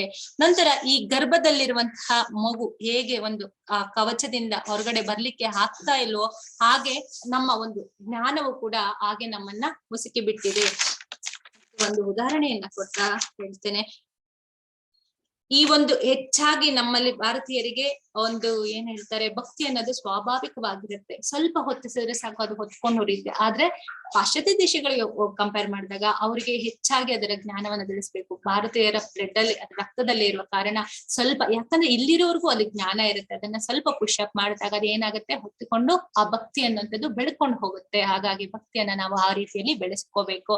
ನಂತರ ಯಾರು ಹೆಚ್ಚಾಗಿ ಒಂದು ಏನ್ ಹೇಳ್ತಾರೆ, ಕಾಮದ ಒಂದು ಭಾವನೆಯಲ್ಲಿ ಇರ್ತಾರೆ, ಅವ್ರು ಏನಾಗ್ತಾರೆ, ಒಂದು ಪಕ್ಷಿಯ ರೀತಿಯಲ್ಲಿ ಪಕ್ಷಿಗಳನ್ನ ಒಂದು ಕನ್ನಡಿಯ ಧೂಳಿಗೆ ಹೋಲಿಸಲಾಗುತ್ತೆ. ಆ ಪಕ್ಷಿಗಳಿಗೆ ಹೇಗೆ ಕಾಮದ ದೃಷ್ಟಿ ಹಿಂದಿನ ಜನ್ಮದಲ್ಲಿತ್ತು, ಈ ಜನ್ಮದಲ್ಲಿ ಪಕ್ಷಿಗಳಾಗಿ ಕೊಡ್ತಾರೆ. ಈ ಒಂದು ನಿಸ್ಸಹಾಯಕ ಸ್ಥಿತಿಯಲ್ಲಿ ಮರಗಳೆಲ್ಲ ಇರುತ್ತೆ, ಅವಕ್ಕೂ ಜೀವ ಇರುತ್ತೆ. ಈ ಗರ್ಭದಲ್ಲಿರುವಂತಹ ಶಿಶು ಹೇಗೆ ಅಲಗಾಡ್ಲಿಕ್ಕೂ ಸಾಧ್ಯ ಇಲ್ಲ, ಚಿಕ್ಕದಾದಂತಹ ಒಂದು ಕೋಣೆಯಲ್ಲಿ ಆ ಚೀಲದಲ್ಲಿ ಕೈ ಕಾಲುಗಳನ್ನ ಹೀಗೆ ಹಿಡ್ದು ಅದು ಹೇಗೆ ಒಂದು ಅಸಹಾಯಕ ಸ್ಥಿತಿಯಲ್ಲಿ ಇದೆಯಾ ಹಾಗೆ ಇರುತ್ತೆ. ಆದ್ರೆ ಮನುಷ್ಯನಾದವನಿಗೆ ಎಲ್ಲ ಅವಕಾಶಗಳನ್ನು ಭಗವಂತ ಮಾಡಿಕೊಟ್ಟಿದ್ದಾನೆ. ಆ ಅವಕಾಶವನ್ನ ಉಪಯೋಗವನ್ನ ಮಾಡ್ಕೊಂಡು ಅವನು ಒಂದು ಒಳ್ಳೆಯ ಹಂತಕ್ಕೆ ಹೋಗಿ ಭಗವಂತನ ಧಾಮಕ್ಕೆ ಹೋಗಿ ಭಗವಂತನಲ್ಲಿ ಮತ್ತೆ ತನ್ನ ಸಂಬಂಧವನ್ನ ಸ್ಥಾಪನೆ ಮಾಡ್ಕೊಳ್ಳಲಿಕ್ಕೆ ಎಲ್ಲ ಅಗತ್ಯವಾದದನ್ನ ಭಗವಂತ ನಮ್ಗೆ ಕೊಟ್ಟಿದ್ದಾನೆ. ಅದನ್ನ ನಾವು ಆ ಬಳಕೆಯನ್ನ ಮಾಡ್ಕೊಳ್ತಾ ಆ ಭಗವಂತನಲ್ಲಿ ನಾವು ಪ್ರೇಮ ಸಂಬಂಧವನ್ನ ಇಟ್ಕೊಂಡು ಸಂತೋಷದಿಂದ ಇರ್ಲಿಕ್ಕೆ ಏನೆಲ್ಲ ಅನುಷ್ಠಾನವನ್ನ ಮಾಡ್ಬೇಕು ಅದನ್ನ ಪ್ರಭುಪಾದರೆ ನಮ್ಗೆ ಹಂತ ಹಂತವಾಗಿ ತಿಳಿಸ್ಕೊಡ್ತಿದ್ದಾರೆ. ಅದನ್ನ ತಿಳ್ಕೊಂಡು ಎಲ್ಲಾರು ಕೂಡ ಸಂತೋಷವಾಗಿ ಇರ್ಲಿಕ್ಕೆ ಪ್ರಯತ್ನವನ್ನ ಮಾಡೋಣ. ಹರೇ ಕೃಷ್ಣ ಕೃಷ್ಣ ಕೃಷ್ಣ ಹರೇ ಹರೇ ರಾಮ್ ಹರೇ ರಾಮ್ ರಾಮ್ ರಾಮ್ ಹರೇ ಕೃಷ್ಣ.